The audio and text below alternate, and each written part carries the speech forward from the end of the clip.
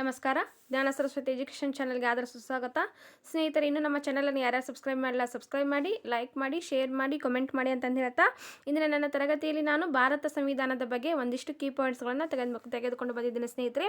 ಬಹಳಷ್ಟು ಜನ ಎಲ್ಲರೂ IC ಮಾಡಿ ಭಾರತ ಸಂವಿಧಾನ ಮಾಡಿ ಅಂತಂದು ಕಾಮೆಂಟ್ ಮಾಡ್ತಾ ಇದ್ರಿ. ಸೊ ಅದಕ್ಕೆ ನಾನು ಇವತ್ತು ಏನಂತಂದರೆ 9ನೇ ತರಗತಿಯಲ್ಲಿರುವಂಥ ಪ್ರಮುಖವಾದ ಭಾರತ ಸಂವಿಧಾನ ಒಂದು ಲೆಸನ್ನು ಮತ್ತು PS ಗಂಗಾಧರ ರಾವ್ ಅವರ ಪುಸ್ತಕ ಆಧಾರಿತ ಪ್ರಮುಖ ಅಂಶಗಳನ್ನು ನಾನಿವತ್ತು ತೆಗೆದುಕೊಂಡು ಬಂದಿದ್ದೇನೆ ಸ್ನೇಹಿತರೆ. ಲಾಸ್ಟ್ ಒಂದೆಲ್ಲ ಕ್ವಶನ್ ಪೇಪರ್ಗಳನ್ನು ನೋಡಿದಾಗ ನನಗೆ PS ಗಂಗಾಧರ ರಾವ್ ಅವರ ಪುಸ್ತಕದಲ್ಲಿದ್ದಂತಹ ಒಂದಿಷ್ಟು ಪಾಯಿಂಟ್ಸ್ಗಳು ಬಂದಿವೆ ಅಂತಂದು ಅನಿಸ್ತು. ಸೊ ಅದಕ್ಕೆ ನಾನು ಆ ಒಂದು ಪುಸ್ತಕವನ್ನು ರೆಫರ್ ಮಾಡಿಬಿಟ್ಟು ಕೆಲವೊಂದಿಷ್ಟು ಕೀ ಪಾಯಿಂಟ್ಸ್ಗಳನ್ನ ಇವತ್ತು ನಿಮಗಾಗಿ ತೆಗೆದುಕೊಂಡು ಬಂದಿದ್ದೇನೆ. ಸೊ ನೀವೆಲ್ಲ ಏನು ಮಾಡಬೇಕಂದ್ರೆ ಈ ಒಂದು ವಿಡಿಯೋನ ಪೂರ್ತಿಯಾಗಿ ನೋಡಬೇಕು, ಯಾಕಂದರೆ ಪ್ರತಿಯೊಂದು ಏನಾಗಿವೆ ಇಲ್ಲಿ ಇಂಪಾರ್ಟೆಂಟ್ ಆಗಿವೆ. ಮತ್ತು ಈ ಕ್ಲಾಸಿನ ಒಂದು PDF ನಮ್ಮ ಒಂದು ಟೆಲಿಗ್ರಾಮ್ ಗ್ರೂಪ್ನಲ್ಲಿ ನಾನು ಹಾಕಿರ್ತೀನಿ. ಆ ಒಂದು ಟೆಲಿಗ್ರಾಮ್ ಗ್ರೂಪ್ಗೆ ನೀವು ಯಾರು ಜಾಯ್ನ್ ಆಗಿಲ್ಲ ದಯವಿಟ್ಟು ಜಾಯ್ನ್ ಆಗಿ ಅಂತಂದು ಹೇಳ್ತಾ ನೋಡೋಣ ಸ್ನೇಹಿತರೆ. ಹಾಗಿದ್ರೆ ಭಾರತ ಸಂವಿಧಾನದ ಬಗ್ಗೆ ಒಂದಿಷ್ಟು ಅಂಶಗಳು ನಿಮಗಾಗಿ ನೋಡಿ. ಪ್ರಮುಖವಾಗಿ ಭಾರತ ಸಂವಿಧಾನ ರಚನೆ ಆಗಬೇಕಂದ್ರೆ ಅಲ್ಲಿ ಒಂದು ನಿಯೋಗ ಕಾರಣ ಆಗುತ್ತೆ. ಅದು ಯಾವುದು ಅಂತ ನೋಡಿದಾಗ ಕ್ಯಾಬಿನೆಟ್ ನಿಯೋಗ. ಈ ಕ್ಯಾಬಿನೆಟ್ ನಿಯೋಗ ಅಂದರೆ ಏನಂದರೆ ಇದು ಪ್ರಮುಖವಾಗಿ ಬ್ರಿಟಿಷ್ ಅಧಿಕಾರಿಗಳಿಂದ ಕೂಡಿದಂತಹ ಒಂದು ನಿಯೋಗ ಆಗಿದೆ ಸ್ನೇಹಿತರೆ. ಇಲ್ಲಿ ಭಾರತದಲ್ಲಿ ಒಂದು ರಾಜಕೀಯ ಅಜಾಗ್ರತೆ ಮತ್ತು ಏನಂತಂದರೆ ಪ್ರಮುಖವಾಗಿ ಇಲ್ಲಿ ರಾಜಕೀಯ ಬಿಕ್ಕಟ್ಟು ಉಂಟಾಗ್ತೈತಿ. ಮತ್ತು ಇಲ್ಲಿ ಪ್ರಮುಖವಾಗಿ ಯಾವ ರೀತಿ ಒಂದು ಸರ್ಕಾರದ ಆಡಳಿತ ಮಾಡಬೇಕು ಎಂಬ ಒಂದು ಉದ್ದೇಶದಿಂದ ಮತ್ತು ಏನಂತಂದರೆ ಇಲ್ಲಿನ ಒಂದು ಎಲ್ಲ ಸುಧಾರಣೆ ಆಡಳಿತಾತ್ಮಕ ಸುಧಾರಣೆಗಳನ್ನು ಮಾಡಬೇಕಂತಂದು 1946ರಲ್ಲಿ ಭಾರತಕ್ಕೆ ಬಂದಂತಹ ಬ್ರಿಟಿಷ್ ಅಧಿಕಾರಿಗಳ ಒಂದು ನಿಯೋಗವೇ ಏನಂತ ನಾವು ಕರಿತೇವೆ ಅಂದರೆ ಕ್ಯಾಬಿನೆಟ್ ನಿಯೋಗ ಅಂತ ಕರಿತೇವೆ ಅಂತಂದಿಲ್ಲಿ ಹೇಳ್ಬೋದು ಸ್ನೇಹಿತರೆ. ಪ್ರಮುಖವಾಗಿ ಕ್ಯಾಬಿನೆಟ್ ನಿಯೋಗ ಭಾರತಕ್ಕೆ ಯಾವಾಗ ಬಂತು ಅಂತಂದರೆ 1946ರಲ್ಲಿ ಅಂತಂದಿಲ್ಲಿ ಹೇಳ್ಬೋದು ಸ್ನೇಹಿತರೆ. ನಾನಿಲ್ಲಿ 1946ರಲ್ಲಿ ಕ್ಯಾಬಿನೆಟ್ ನಿಯೋಗ ಯಾಕೆ ಬಂತು ಅಂತಂದು ಇಲ್ಲಿ ನಾನು ರೀಸನನ್ನು ಕೂಡ ಹಾಕಿಬಿಟ್ಟಿದ್ದೇನೆ ಸ್ನೇಹಿತರೆ. ನೋಡೋಣ. ಹಾಗಿದ್ರೆ ಕ್ಯಾಬಿನೆಟ್ ನಿಯೋಗ ಭಾರತದಲ್ಲಿ ರಾಜಕೀಯ ಬಿಕ್ಕಟ್ಟನ್ನು ಪರಿಹರಿಸಲು ಕ್ರಮ ಕೈಗೊಂಡಿತು ಮತ್ತು ಭಾರತಕ್ಕೆ ಫೆಡರಲ್ ಮಾದರಿ ಸರ್ಕಾರವನ್ನು ಸೂಚಿಸಿತು ಹಾಗೂ ಸಂವಿಧಾನ ರಚನಾ ಸಭೆ ಕರೆಯುವುದಾಗಿ ಮತ್ತು ಮಧ್ಯಂತರ ರಾಷ್ಟ್ರೀಯ ಸರ್ಕಾರವನ್ನು ಸ್ಥಾಪಿಸಲು ಇದೇನು ಮಾಡಿತು, ಶಿಫಾರಸನ್ನು ಮಾಡ್ತು ಅಂತಂದಿಲ್ಲಿ ಹೇಳ್ಬೋದು ಸ್ನೇಹಿತರೆ. ಪ್ರಮುಖವಾಗಿ 1946ರಲ್ಲಿ ಬಂದಂತಹ ಕ್ಯಾಬಿನೆಟ್ ನಿಯೋಗದ ಪ್ರಮುಖ ಕಾರ್ಯಗಳು ಸ್ನೇಹಿತರೆ ಏನಪ್ಪ ಅಂತ ನೋಡಿದಾಗ ರಾಜಕೀಯ ಬಿಕ್ಕಟ್ಟನ್ನು ಪರಿಹರಿಸಿತು ಮತ್ತು ಫೆಡರಲ್ ಮಾದರಿ ಸರ್ಕಾರವನ್ನು ರಚಿಸಲು ಇದು ಸೂಚಿಸಿತು ಮತ್ತು ಸಂವಿಧಾನವನ್ನು ರಚನೆ ಮಾಡಿ ಅಂತಂದು ಕೂಡ ಇಲ್ಲಿ ಒಂದು ಕರೆಯನ್ನು ಕೊಟ್ಟರು. ಮತ್ತೇನೆಂದರೆ ಮಧ್ಯಂತರ ರಾಷ್ಟ್ರೀಯ ಸರ್ಕಾರವನ್ನು ಇದು ರಚನೆ ಮಾಡ್ತು ಸ್ನೇಹಿತರೆ. ಪ್ರಮುಖವಾಗಿ ಅಲ್ಲಿ ಮಧ್ಯಂತರ ಸರ್ಕಾರ ರಚನೆ ಆಯಿತು. ಆ ಒಂದು ಸರ್ಕಾರದಲ್ಲಿ ಯಾರು ಯಾವ ಮಂತ್ರಿ ಆಗಿದ್ರು ಅಂತ ನಮ್ಗೆ ಲಾಸ್ಟ್ TETಯಲ್ಲಿ ಒಂದು ಪ್ರಶ್ನೆ ಕೂಡ ಆಗಿತ್ತು ಸ್ನೇಹಿತರೆ. ನಿಮಗೆ ನೆನಪಿರ್ಬೋದು, 2015ರಲ್ಲಿ ರಾಜ್ಕುಮಾರಿ ಅಮೃತ್ ಕೌರ್ ಅವರ ಬಗ್ಗೆ, ಜಗಜೀವನ್ ರಾಮ್ ಅವರ ಬಗ್ಗೆ, ಡಾಕ್ಟರ್ ರಾಜೇಂದ್ರ ಪ್ರಸಾದ್ ಅವರು ಈ ರೀತಿ ಒಂದು ಮ್ಯಾಚ್ ದ ಫಾಲೋವಿಂಗ್ ಕೊಟ್ಟು 1946ರ ಮಧ್ಯಂತರ ಸರ್ಕಾರದಲ್ಲಿ ಯಾವ ಒಂದು ಪೋಸ್ಟಲ್ಲಿ ಇದ್ದರು, ಯಾವ ಒಂದು ಮಂತ್ರಿ ಆಗಿದ್ರು ಅಂತ ಒಂದ್ಸರಿ ಮ್ಯಾಚ್ ದ ಫಾಲೋವಿಂಗ್ ಪ್ರಶ್ನೆ ಆಗಿತ್ತು. ಸೊ ಅದಕ್ಕೆ ಏನಂತಂದರೆ PS ಗಂಗಾಧರ ರಾವ್ ಅವರ ಪುಸ್ತಕದಲ್ಲಿ ಅದಕ್ಕೆಲ್ಲ ಸಂಬಂಧಿಸಿದಂಥ ಮಾಹಿತಿ ಇತ್ತು. ಅದನ್ನೆಲ್ಲವನ್ನು ನಾನು ಇವತ್ತು ಈ ಒಂದು ಕ್ಲಾಸಿನಲ್ಲಿ ಹಾಕಿದ್ದೇನೆ ಸ್ನೇಹಿತರೆ. ಇನ್ನು ನೋಡೋಣ ಮುಂದಿನದಾಗಿ ಈ ಕ್ಯಾಬಿನೆಟ್ ನಿಯೋಗದಲ್ಲಿದ್ದಂಥ ಪ್ರಮುಖ ಬ್ರಿಟಿಷ್ ಅಧಿಕಾರಿಗಳು ನೋಡಿ. ಇದು ಕೂಡ ಒಂದು ಸಾರಿ SDಯಲ್ಲಿ ಪ್ರಶ್ನೆ ಆಗಿತ್ತು, KSನಲ್ಲಿ ಕೂಡ ಪ್ರಶ್ನೆ ಆಗಿತ್ತು ಸ್ನೇಹಿತರೆ.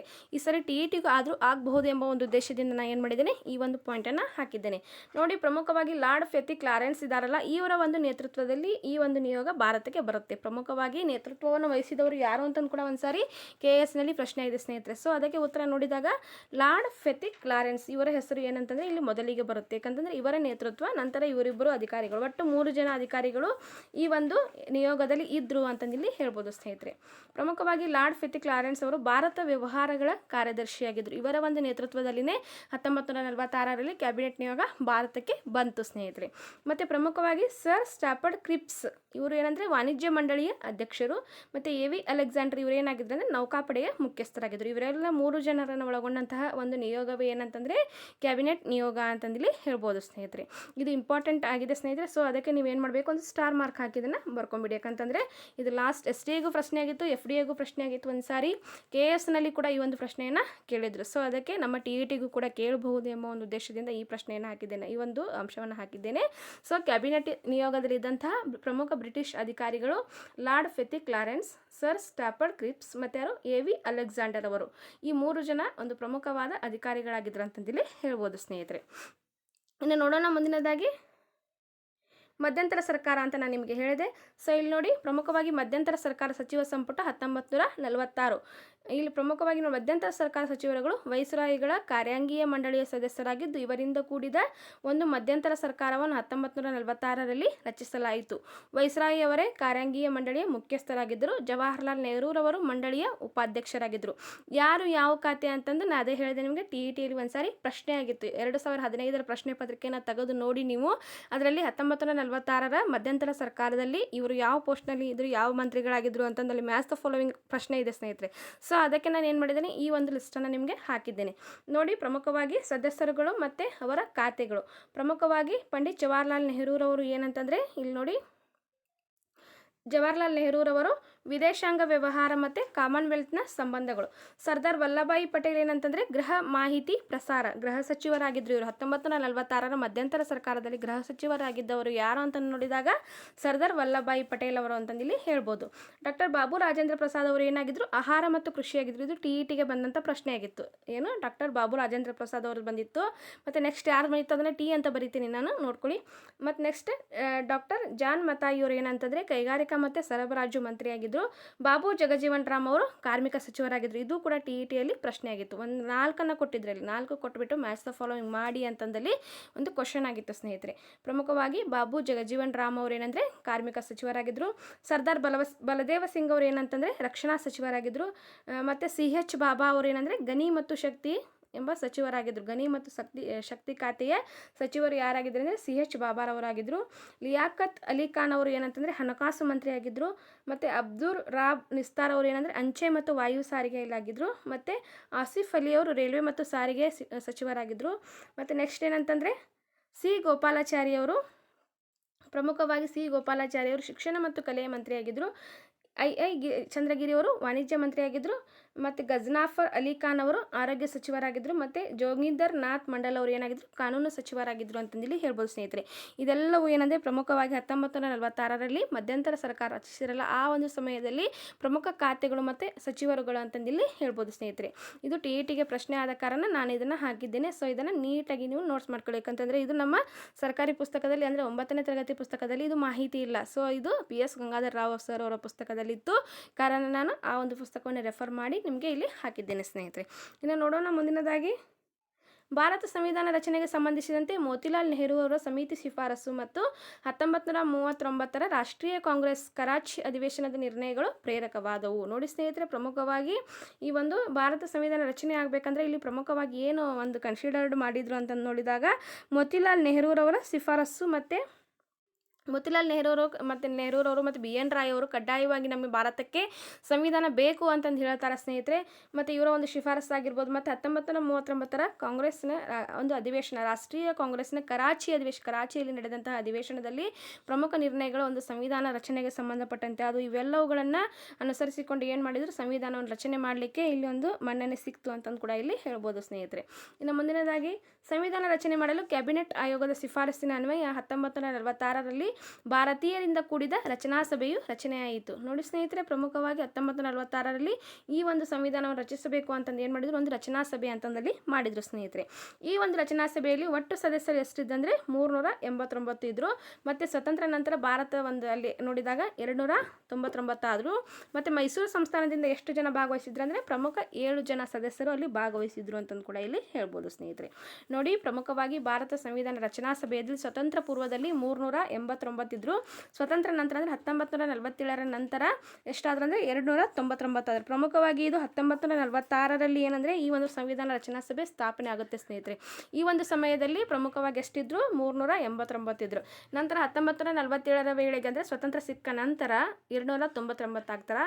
ಮತ್ತು ಮೈಸೂರು ಸಂಸ್ಥಾನ ಅಥವಾ ನಾವು ಕರ್ನಾಟಕದಿಂದ 7 ಜನ ಅಲ್ಲಿ ಭಾಗವಹಿಸಿದ್ರು ಅಂತಂದು ಕೂಡ ಇಲ್ಲಿ ಹೇಳ್ಬೋದು ಸ್ನೇಹಿತರೆ. ಇನ್ನು ಮುಂದಿನದಾಗಿ, ಸಂವಿಧಾನ ರಚನಾ ಸಭೆ ಮೊದಲ ಅಧಿವೇಶನ ನಡೆದ ದಿನಾಂಕ, ಇದು ಕೂಡ ಒಂದ್ಸರಿ ಪ್ರಶ್ನೆ ಆಗಿತ್ತು ಸ್ನೇಹಿತರೆ. ಸೊ ಅದಕ್ಕೆ ನಾನು ಈ ಒಂದು ಡೇಟನ್ನು ಕೂಡ ಹಾಕಿಬಿಟ್ಟಿದ್ದೇನೆ.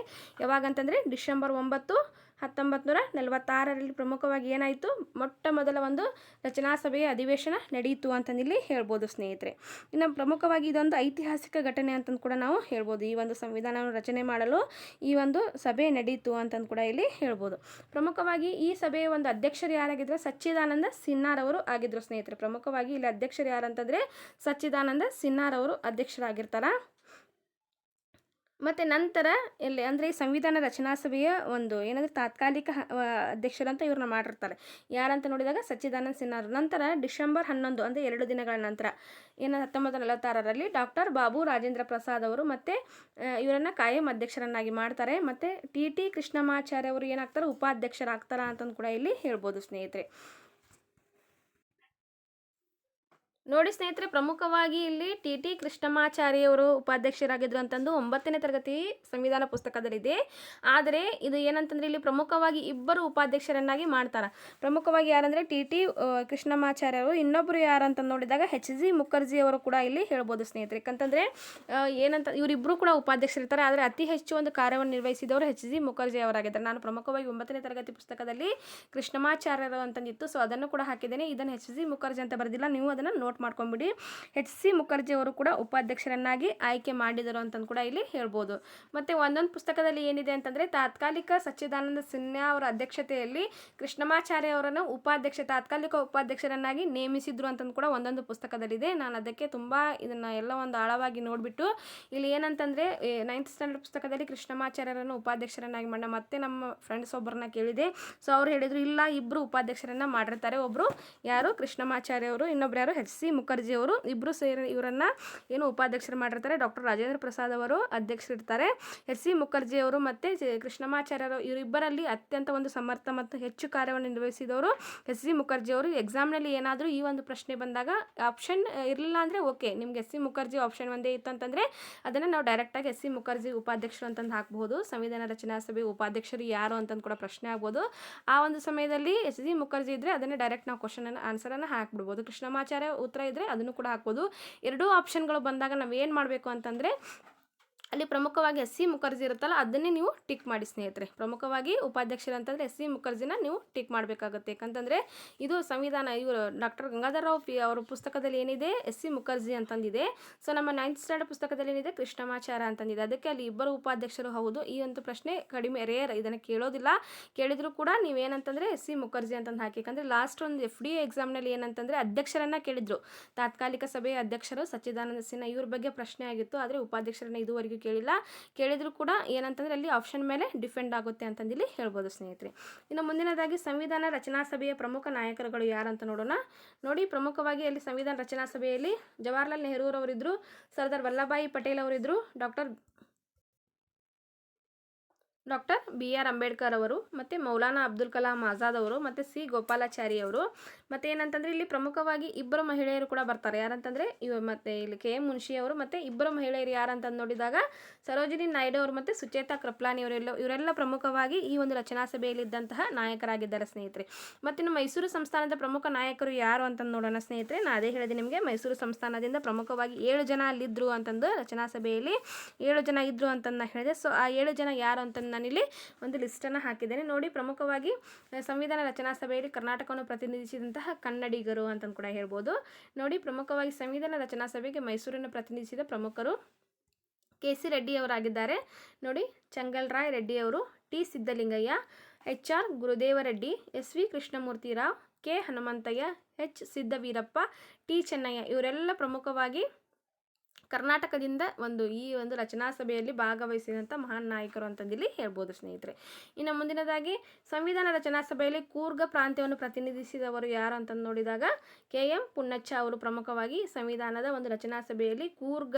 ನೋಡಿ, ಪ್ರಮುಖವಾಗಿ ಇದು ನೆನಪಿಟ್ಕೊಳ್ಬೇಕಂದ್ರೆ ಇದು ನಿಮಗಿದು ತಿಳಿದಿರಲಿ ಎಂಬಂಥ ಒಂದು ಅಂಶ. ಇದು 9th ಸ್ಟ್ಯಾಂಡರ್ಡ್ ಪುಸ್ತಕದಲ್ಲಿ ಇರುವಂಥ ಒಂದು ಅಂಶವಾಗಿದೆ ಪ್ರಮುಖವಾಗಿ.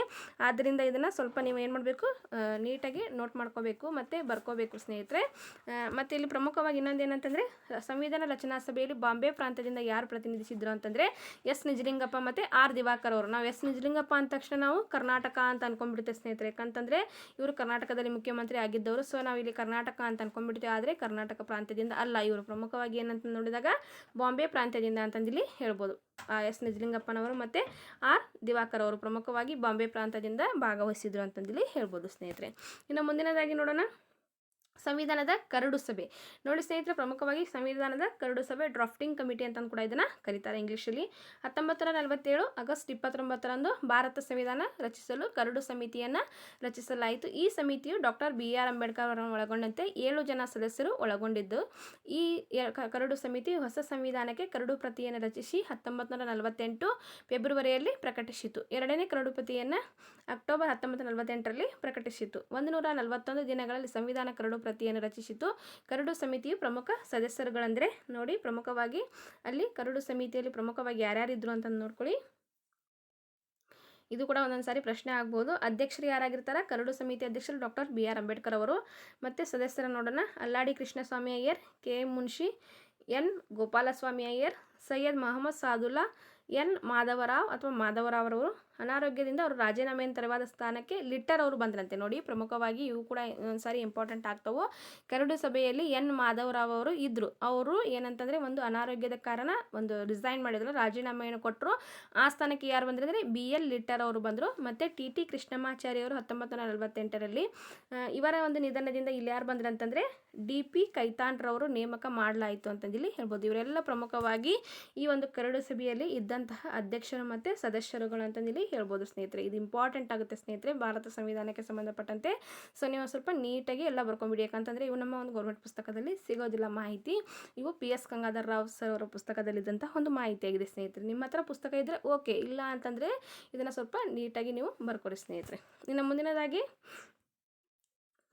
ಸಂವಿಧಾನ ರಚನಾ ಸಭೆಯ ಪ್ರಮುಖ ಸಮಿತಿಗಳು ಮತ್ತು ಅವುಗಳ ಅಧ್ಯಕ್ಷರುಗಳು. ನೋಡಿ, ಇಲ್ಲಿ ಪ್ರಮುಖವಾಗಿ ಏನಾಗುತ್ತೆ, ಸಂವಿಧಾನ ರಚನೆ ಮಾಡುವ ಒಂದು ಸಮಯದಲ್ಲಿ ಪ್ರಮುಖ 22 ಸಮಿತಿಗಳಲ್ಲಿ ನೇಮಕ ಮಾಡ್ತಾರ ಅಂತಂದು ಕೂಡ ಹೇಳಲಾಗುತ್ತೆ. ಅಲ್ಲಿ 5 ಉಪಸಮಿತಿಗಳು ಕೂಡ ಇದ್ದವು ಅಂತಂದರೆ ಸಂವಿಧಾನ ರಚನಾ ಸಭೆಯು ರಾಷ್ಟ್ರಕ್ಕೆ ಸಂಬಂಧಿಸಿದ ವಿಷಯಗಳನ್ನು ವಿವರವಾಗಿ ಪರಿಶೀಲಿಸಲು ಅಲ್ಲಿ ಪ್ರಮುಖವಾಗಿ ಏನು ಅಂತಂದರೆ ಕರಡು ಸಮಿತಿ ಆಗಿರ್ಬೋದು, ರಚನಾ ಸಮಿತಿ ಆಗಿರ್ಬೋದು. ಇದೇ ರೀತಿ ಏನಂದರೆ ಪ್ರಮುಖವಾಗಿ 22 ಸಮಿತಿಗಳನ್ನು ಹಾಗೂ 5 ಉಪಸಮಿತಿಗಳನ್ನು ರಚನೆ ಮಾಡಿದರು ಅಂತಂದು ಕೂಡ ಹೇಳ್ತಾರೆ ಸ್ನೇಹಿತರೆ. ಅದಕ್ಕೆ ಏನಂದರೆ ಒಂದು ಸಾರಿ ಪ್ರಶ್ನೆ ಆಗಿತ್ತು. ಏನಂತಂದು ನೋಡಿದಾಗ ಪ್ರಮುಖವಾಗಿ ಅಲ್ಪಸಂಖ್ಯಾತ ಸಮಿತಿಯ ಅಧ್ಯಕ್ಷರು ಯಾರಾಗಿದ್ರು ಅಂತ ಕೂಡ ಒಂದ್ಸಾರಿ ಪ್ರಶ್ನೆ ಆಗಿತ್ತು. ಮತ್ತು ಹಿಂದುಳಿದ ವರ್ಗಗಳ ಆಯೋಗದ ಅಧ್ಯಕ್ಷರು ಯಾರಾಗಿದ್ರು ಅಂತಂದು ಕೂಡ ಒಂದ್ಸಾರಿ ಪ್ರಶ್ನೆ ಆಗಿತ್ತು ಸ್ನೇಹಿತರೆ. ಇಲ್ಲಿ ಸಮಿತಿಗಳು ಉಂಟಾದವು ಮತ್ತು ಅಲ್ಲಿ ಒಂದು ಅಧ್ಯಕ್ಷರು ಯಾರು ಅಂತಂದು ಕೂಡ ಕೇಳುವಂಥ ಚಾನ್ಸಸ್ ಇದೆ ಎಂಬ ಒಂದು ಉದ್ದೇಶದಿಂದ ಇದನ್ನು ಹಾಕಿದ್ದೇನೆ ಸ್ನೇಹಿತರೆ. ಇದು ಕೂಡ ಪಿ ಎಸ್ ಗಂಗಾಧರ್ ರಾವ್ ಅವರ ಪುಸ್ತಕ ಆಧಾರಿತ ಒಂದು ಮಾಹಿತಿಯಾಗಿದೆ ಸ್ನೇಹಿತರೆ. ನೋಡೋಣ ಹಾಗಿದ್ರೆ ಸಮಿತಿಯ ಹೆಸರು ಮತ್ತು ಅದರ ಒಂದು ಅಧ್ಯಕ್ಷರುಗಳ ಬಗ್ಗೆ. ನೋಡಿ, ಪ್ರಮುಖವಾಗಿ ಕರಡು ಸಮಿತಿ doctor B R Ambedkar, rules of procedure committee doctor Babu Rajendra Prasad, steering ಸಮಿತಿ ಡಾಕ್ಟರ್ ಬಾಬು ರಾಜೇಂದ್ರ ಪ್ರಸಾದ್, ಸದನ ಸಮಿತಿ ಸೀತಾರಾಮಯ್ಯ, ಪಟ್ಟಾಭಿ ಸೀತಾರಾಮಯ್ಯ, ಹಣಕಾಸು ಮತ್ತು ಸಿಬ್ಬಂದಿ ಸಮಿತಿ doctor Babu Rajendra Prasad. Next credential committee Alladi Krishnaswami Iyer, order of business committee K M Munshi, ರಾಷ್ಟ್ರಧ್ವಜಕ್ಕೆ ಸಂಬಂಧಿಸಿದ ತಾತ್ಕಾಲಿಕ ಸಮಿತಿ ಡಾಕ್ಟರ್ ಬಾಬು ರಾಜೇಂದ್ರ ಪ್ರಸಾದ್, ಸಂವಿಧಾನ ರಚನಾ ಸಭೆಗಳ ಕಾರ್ಯಗಳ ಮೇಲಿನ ಸಮಿತಿ ಜಿ ವಿ ಮಾಳ್ವಂಕರ್, ರಾಜ್ಯಗಳ ಸಮಿತಿ ಪಂಡಿತ್ ಜವಾಹರ್ಲಾಲ್ ನೆಹರು. ಮತ್ತು ಪ್ರಮುಖವಾಗಿ ಮೂಲಭೂತ ಹಕ್ಕುಗಳು. ನೋಡಿ ಸ್ನೇಹಿತರೆ, ಇದೇ ಒಂದು ಪ್ರಶ್ನೆ ಆಗಿತ್ತು ಮೂಲಭೂತ ಹಕ್ಕುಗಳ ಬಗ್ಗೆ. ಮತ್ತು ಅಲ್ಪಸಂಖ್ಯಾತ ಆದಿವಾಸಿ ಹೊರತುಪಡಿಸಿದ ಪ್ರದೇಶಗಳ ಮೇಲಿನ ಸಲಹಾ ಸಮಿತಿಯ ಅಧ್ಯಕ್ಷರು ಯಾರಾಗಿದ್ದರು ಅಂತ ಒಂದು ಸಾರಿ ಪ್ರಶ್ನೆ ಆಗಿತ್ತು. ಸೊ ಅದಕ್ಕೆ ಉತ್ತರ ಸರ್ದಾರ್ ವಲ್ಲಭಾಯಿ ಪಟೇಲ್ ಅವರು. ನೋಡಿ, ಪ್ರಮುಖವಾಗಿ ಅಲ್ಪಸಂಖ್ಯಾತರು ಅಂತ ನಾನು ಹೇಳಿದೆ. ಸೊ ಅಲ್ಪಸಂಖ್ಯಾತರ ಒಂದು ಸಮಿತಿಗೆ ಸರ್ದಾರ್ ವಲ್ಲಭಾಯಿ ಪಟೇಲ್, ಉಪಸಮಿತಿ ಒಂದು ಇದೆ ಇದರಲ್ಲಿ, ಅದರದ್ದು ಕೂಡ ಒಂದು ಸಾರಿ ಪ್ರಶ್ನೆ ಆಗಿತ್ತು. ಅದಕ್ಕೆ ಒಂದು ಸ್ವಲ್ಪ ನೀಟಾಗಿ ನೋಡ್ಕೊಳ್ಳಿ. ಮೂಲಭೂತ ಹಕ್ಕುಗಳು ಮತ್ತು ಅಲ್ಪಸಂಖ್ಯಾತರ ಆದಿವಾಸಿ ಮತ್ತು ಹೊರತುಪಡಿಸಿದ ಪ್ರದೇಶಗಳ ಮೇಲಿನ ಸಲಹಾ ಸಮಿತಿಯ ಅಧ್ಯಕ್ಷರು ಯಾರಾಗಿದ್ದರು? ಸರ್ದಾರ್ ವಲ್ಲಭಾಯಿ ಪಟೇಲ್ ಅವರು ಆಗಿದ್ದರು. ಇನ್ನು ಮುಂದಿನದಾಗಿ ಕೇಂದ್ರ ಅಧಿಕಾರಿಗಳ ಸಮಿತಿ ಪಂಡಿತ್ ಜವಾಹರ್ಲಾಲ್ ನೆಹರೂರವರು, ಕೇಂದ್ರ ಸಂವಿಧಾನ ಸಮಿತಿ ಪಂಡಿತ್ ಜವಾಹರ್ಲಾಲ್ ನೆಹರೂರವರು, ರಾಜ್ಯಗಳೊಂದಿಗೆ ಸಂಧಾನ ನಡೆಸುವ ಸಮಿತಿ ಡಾಕ್ಟರ್ ಬಾಬು ರಾಜೇಂದ್ರ ಪ್ರಸಾದ್ ಅವರು, ಅಲ್ಪಸಂಖ್ಯಾತ ಉಪಸಮಿತಿ. ನೋಡಿ, ಇದು ಪ್ರಮುಖವಾಗಿ ಇದು ಕೂಡ ಇಂಪಾರ್ಟೆಂಟ್ ಆಗುತ್ತೆ. ಯಾರಂತ ನೋಡಿದಾಗ ಎಚ್ ಸಿ ಮುಖರ್ಜಿ ಅವರು. ಸುಮ್ಮನೆ ಹಂಗೆ ಅಲ್ಪಸಂಖ್ಯಾತರ ಆದಿವಾಸಿ ಅಂತಂದು ಕೇಳಿದರೆ ಸರ್ದಾರ್ ವಲ್ಲಭಾಯಿ ಪಟೇಲ್, ಅಲ್ಪಸಂಖ್ಯಾತರ ಉಪಸಮಿತಿ ಅಂತ ಕೇಳಿದರೆ ಅಲ್ಲಿ ಏನಂತಂದ್ರೆ ಉತ್ತರ ಎಸ್ ಸಿ ಮುಖರ್ಜಿ. ಇಂತಹ ಚಿಕ್ಕ ಚಿಕ್ಕ ಏನಂತಂದರೆ ಪಾಯಿಂಟ್ಸ್ಗಳು ನಮಗೆ ಎಕ್ಸಾಮಿಗೆ ತುಂಬ ಒಂದು ಕನ್ಫ್ಯೂಸ್ ಮಾಡುವಂಥ ಸಂಗತಿಗಳಾಗಿವೆ ಸ್ನೇಹಿತರೆ. ಸೊ ಅದಕ್ಕೆ ನಾವು ಒಂದ್ಸರಿ ನೀಟಾಗಿ ಎಲ್ಲವನ್ನು ನೋಟ್ಸ್ ಮಾಡಿಕೊಂಡ್ರೆ ನಾವು ಬೇಕಾದಂಥ ಒಂದು ಪ್ರಶ್ನೆ ಕೇಳಿದರೂ ಕೂಡ ಅದಕ್ಕೆ ನಾವು ಸಲೀಸಾಗಿ ಆನ್ಸರನ್ನು ಮಾಡ್ಬೋದು.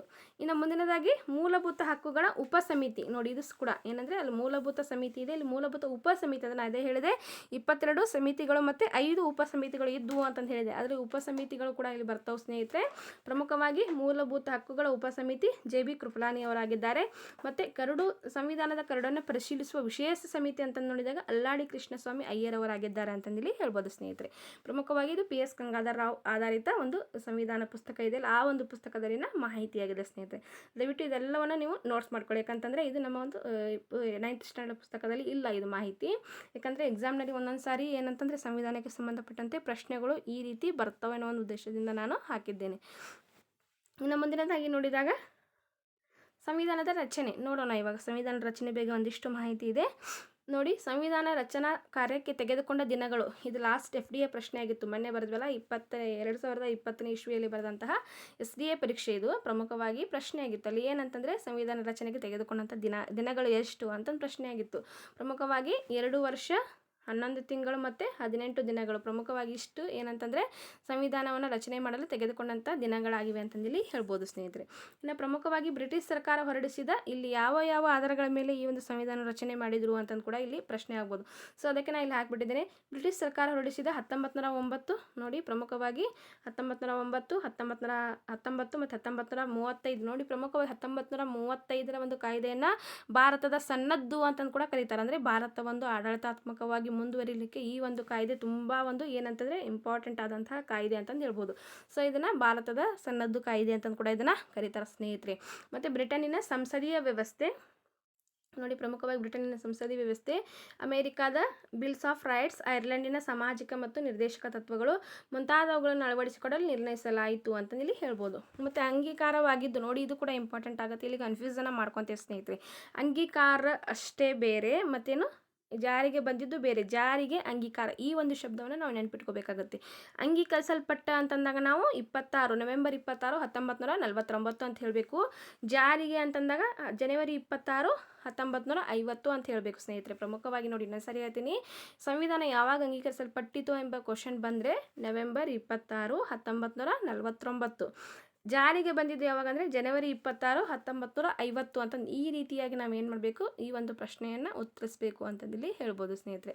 ನಾವು ಇಲ್ಲಿ ಒಂದು ಪದಗಳ ವ್ಯತ್ಯಾಸವನ್ನು ತಿಳ್ಕೊಬೇಕು. ಅಂಗೀಕಾರ ಬೇರೆ, ಜಾರಿಗೆ ಬೇರೆ. ಸೊ ಇಲ್ಲಿ ನಾವು ಪದಗಳನ್ನು ಚೆನ್ನಾಗಿ ಅಲ್ಲಿ ಪ್ರಶ್ನೆಯನ್ನು ಮೊದಲಿಗೆ ಅರ್ಥ ಮಾಡ್ಕೊಂಡು, ಪ್ರತಿಯೊಂದು ಕ್ಲಾಸ್ನಲ್ಲಿ ಕೂಡ ನಿಮ್ಗೆ ಅದನ್ನೇ ಹೇಳ್ತೀನಿ. ಪ್ರಶ್ನೆಯನ್ನು ಓದ್ಕೊಂಡ್ಬಿಟ್ರೆ ನಮಗೆ ಉತ್ತರ ಸಲೀಸಾಗಿ ನೆನಪಾಗುತ್ತೆ ಮತ್ತು ಸಲೀಸಾಗಿ ನಮಗೆ ಗೊತ್ತಾಗುತ್ತೆ ಅಂತ ಹೇಳ್ತೀನಿ. ಪ್ರಶ್ನೆಯಲ್ಲೇ ಅರ್ಧ ಉತ್ತರ ಇರುತ್ತೆ ಅಂತಂದು ಕೂಡ ನಿಮ್ಗೆ ಸಾಕಷ್ಟು ಬಾರಿ ನಾನು ಹೇಳಿದ್ದೀನಿ ಸ್ನೇಹಿತರೆ. ಸೊ ಅದಕ್ಕೆ ನಾನು ಏನಂತಂದರೆ ಮೊದಲಿಗೆ ಪ್ರಶ್ನೆಯನ್ನು ಅರ್ಥ ಮಾಡ್ಕೋಬೇಕಲ್ಲ. ಅಂಗೀಕರಿಸಲ್ಪಟ್ಟ, ಜಾರಿಗೆ ಈ ಎರಡು ಪದಗಳನ್ನು ಸ್ವಲ್ಪ ನೀಟಾಗಿ ನಾವು ಒಂದು ಸಾರಿ ಓದುವಾಗ ಅಂಡರ್ಸ್ಟ್ಯಾಂಡ್ ಮಾಡ್ಕೊಂಡ್ಬಿಟ್ರೆ ಅಲ್ಲಿ ಕ್ವಶನ್ ಬಂದಾಗ ನಾವು ಸಲೀಸಾಗಿ ಆನ್ಸರನ್ನು ಮಾಡಬಹುದು. ಈ ದಿನವನ್ನು ನಾವು ಏನಂತ ಮಾಡ್ತೀವಿ, ಭಾರತದ ಗಣರಾಜ್ಯ ದಿನವಾಗಿ ಪ್ರತಿ ವರ್ಷವೂ ಕೂಡ ಆಚರಣೆ ಮಾಡ್ತೀವಿ ಅಂತಂದೇಳಿ ಹೇಳ್ಬೋದು ಸ್ನೇಹಿತರೆ. ಮತ್ತು ಇಲ್ಲಿ ನವೆಂಬರ್ 26ರಂದೇ ಯಾಕೆ ಸ್ವಾತಂತ್ರ್ಯ ನಮಗೆ ಒಂದು ಗಣರಾಜ್ಯವನ್ನು ಇದು ಜನವರಿ 26ರಂದೇ ಯಾಕೆ ಗಣರಾಜ್ಯವನ್ನು ಜಾರಿಗೆ ತಂದರು ಎಂಬುದಕ್ಕೆ ಒಂದು ಕಾರಣ ಇದೆ ಸ್ನೇಹಿತರೆ. ಸೊ ಅದು ಏನಂತಂದು ಇವಾಗ ನಾನು ಹೇಳ್ತೀನಿ ನಿಮಗೆ. ಪ್ರಮುಖವಾಗಿ ಇಲ್ಲಿ ನೋಡಿ ಸ್ನೇಹಿತರಲ್ಲಿ, ಪ್ರಮುಖವಾಗಿ ಅದೇ ಹೇಳಿದೆ ನಿಮಗೆ ನಾನು. ಜನವರಿ 26, 1950ರಂದೇ ಯಾಕೆ ಈ ಒಂದು ಗಣರಾಜ್ಯವನ್ನು ಜಾರಿಗೆ ತಂದರು ಅಂತಂದು ಅದಕ್ಕೂ ಕೂಡ ಒಂದು ರೀಸನ್ ಇದೆ. ಸೊ ಏನಪ್ಪ ರೀಸನ್ ಅಂತ ನೋಡಿದಾಗ 1930 ಜನವರಿ 26ರಂದು ಲಾಹೋರಿನಲ್ಲಿ ಏನಂದರೆ ಕಾಂಗ್ರೆಸ್ ಅಧಿವೇಶನ, ಅಂದರೆ ಪ್ರಮುಖವಾಗಿ ಇದು ಲಾಹೋರಿನ ಕಾಂಗ್ರೆಸ್ ಅಧಿವೇಶನ 1929 ಡಿಸೆಂಬರ್ 30ರಂದು ಲಾಹೋರಿನಲ್ಲಿ ಒಂದು ಕಾಂಗ್ರೆಸ್ ಅಧಿವೇಶನ ನಡೀತೆ ಸ್ನೇಹಿತರೆ. ಈ ಒಂದು ಲಾಹೋರಿನ ಕಾಂಗ್ರೆಸ್ ಅಧಿವೇಶನದಲ್ಲಿ ಭಾರತೀಯರು ಏನು ಮಾಡ್ತಾರೆ, ನಮಗೆ ಪೂರ್ಣ ಸ್ವರಾಜ್ಯ ಬೇಕು ಎಂಬ ಒಂದು ಒಂದು ಟರಾವನ್ನು ಪಾಸ್ ಮಾಡ್ತಾರೆ. ಈ ಒಂದು ಬೇಡಿಕೆಯನ್ನಿಟ್ಟಾಗ ಬ್ರಿಟಿಷ್ ಅಧಿಕಾರಿಗಳು ಏನಂತಂದ್ರೆ ಒಪ್ಪೋದಿಲ್ಲ. ಆದರೂ ಕೂಡ ಭಾರತೀಯರು ಏನು ಮಾಡ್ತಾರೆ, 1930 ಜನವರಿ 26ರಂದು ಪ್ರಮುಖವಾಗಿ ಲಾಹೋರಿನಲ್ಲಿ ಏನಂತಂದರೆ ರಾವಿ ನದಿಯ ದಂಡೆಯ ಮೇಲೆ ಏನು ಮಾಡ್ತಾರೆ, ತ್ರಿವರ್ಣ ಧ್ವಜವನ್ನು ಹಾರಿಸ್ತಾರ ಅಂತಂದು ಕೂಡ ಇಲ್ಲಿ ಹೇಳಲಾಗುತ್ತೆ ಸ್ನೇಹಿತರೆ. ಪ್ರಮುಖವಾಗಿ ಪೂರ್ಣ ಸ್ವರಾಜ್ಯ ಎಂಬ ಘೋಷಣೆಯನ್ನು ಮಾಡಿಬಿಟ್ಟು ತ್ರಿವರ್ಣ ಧ್ವಜವನ್ನು ಹಾರಿಸ್ತಾರ ಪ್ರಮುಖವಾಗಿ. ಆದ ಕಾರಣ ಏನಂತಂದರೆ ಈ ಒಂದು ಅಂದರೆ ಅವತ್ತು ತ್ರಿವರ್ಣ ಧ್ವಜವನ್ನು ಹಾರಿಸಿದ ದಿನ ಶುಭ ದಿನ ಇರುವ ಕಾರಣ ಜನವರಿ 26 1950ರಂದೇ ಭಾರತ ಒಂದು ಸಂವಿಧಾನವನ್ನು ಒಂದು ಜಾರಿಗೆ ತಂದರು ಅಂತಂದು ಕೂಡ ಇಲ್ಲಿ ಹೇಳ್ಬೋದು ಸ್ನೇಹಿತರೆ. ಇದಕ್ಕೆ ಕಾರಣ 1929ರ ಒಂದು ಲಾಹೋರ್ ಅಧಿವೇಶನದಲ್ಲಿ ಪೂರ್ಣ ಸ್ವರಾಜ್ಯದ ಬೇಡಿಕೆಯನ್ನಿಟ್ಟರು. ನಂತರ ಜನವರಿ 26, 1930ರಂದು ಲಾಹೋರಿನಲ್ಲಿ ಏನಂತಂದರೆ ಈ ಒಂದು ತ್ರಿವರ್ಣ ಧ್ವಜವನ್ನು ಹಾರಿಸಿದ ಸವಿ ನೆನಪಿಗೋಸ್ಕರ ಏನು ಮಾಡಿದರು, ಜನವರಿ 26, 1950ರಂದು ಭಾರತ ಸಂವಿಧಾನವನ್ನು ಜಾರಿಗೆ ತಂದರು ಅಂತಂದಿಲ್ಲಿ ಹೇಳ್ಬೋದು ಸ್ನೇಹಿತರೆ. ಇನ್ನು ಮುಂದಿನದಾಗಿ ಒಂದು ಸಂವಿಧಾನದ ಪ್ರಸ್ತಾವನೆ ಬಗ್ಗೆ ಒಂದು ಸ್ವಲ್ಪ ಮಾಹಿತಿ ಇದೆ. ಸೊ ನೋಡೋಣ ಏನಂತಂದು ನೋಡಿ. ಪ್ರಮುಖವಾಗಿ ಪ್ರಸ್ತಾವನೆಯು ಡಿಸೆಂಬರ್ 13, 1946ರಂದು ಜವಾಹರ್ಲಾಲ್ ನೆಹರೂರವರು ಮಂಡಿಸಿದ ಧ್ಯೇಯಗಳ ನಿರ್ಣಯ. ನೋಡಿ, ಪ್ರಮುಖವಾಗಿ ಈ ಒಂದು ಪ್ರಸ್ತಾವನೆಗೆ ಸಂಬಂಧಪಟ್ಟಂತೆ ಸಂವಿಧಾನದ ಪ್ರಸ್ತಾವನೆ ಇದನ್ನು ಯಾವಾಗ ಮಂಡಿಸಿದ್ರು ಅಂತ ನೋಡಿದಾಗ ಪ್ರಮುಖವಾಗಿ ಜವಾಹರ್ಲಾಲ್ ನೆಹರೂರವರು ಡಿಸೆಂಬರ್ 13, 1946ರಲ್ಲಿ ಜವಾಹರ್ಲಾಲ್ ನೆಹರೂರವರು ಮಂಡಿಸಿದಂಥ ಧ್ಯೇಯಗಳ ನಿರ್ಣಯವನ್ನು ಭಾರತದ ಸಂವಿಧಾನದ ಸಭೆ ಜನವರಿ 22, 1947ರಂದು ಅಂಗೀಕರಿಸಿತು ಅಂತಂದಿಲ್ಲಿ ಹೇಳ್ಬೋದು. ನೋಡು, ಸಂವಿಧಾನದ ಒಂದು ಪ್ರಸ್ತಾವನೆಯನ್ನು ಅಂಗೀಕರಿಸಿದ ದಿನ ಯಾವುದು ಅಂತ ಕೂಡ ಪ್ರಶ್ನೆ ಆಗ್ಬೋದು ಸ್ನೇಹಿತರೆ. ಸೊ ಅದಕ್ಕೆ ಉತ್ತರ ಏನು, ಜನವರಿ 22, 1947. ನೋಡಿ, ಪ್ರಮುಖವಾಗಿ ಜನವರಿ 22 1947ರಂದು ಈ ಸಂವಿಧಾನ ರಚನಾ ಸಭೆ ಏನು ಮಾಡ್ತು, ಸಂವಿಧಾನ ಪ್ರಸ್ತಾವನೆಯನ್ನು ಅಂಗೀಕರಿಸಿತು ಅಂತಂದೇಳಿ ಹೇಳಬೇಕು.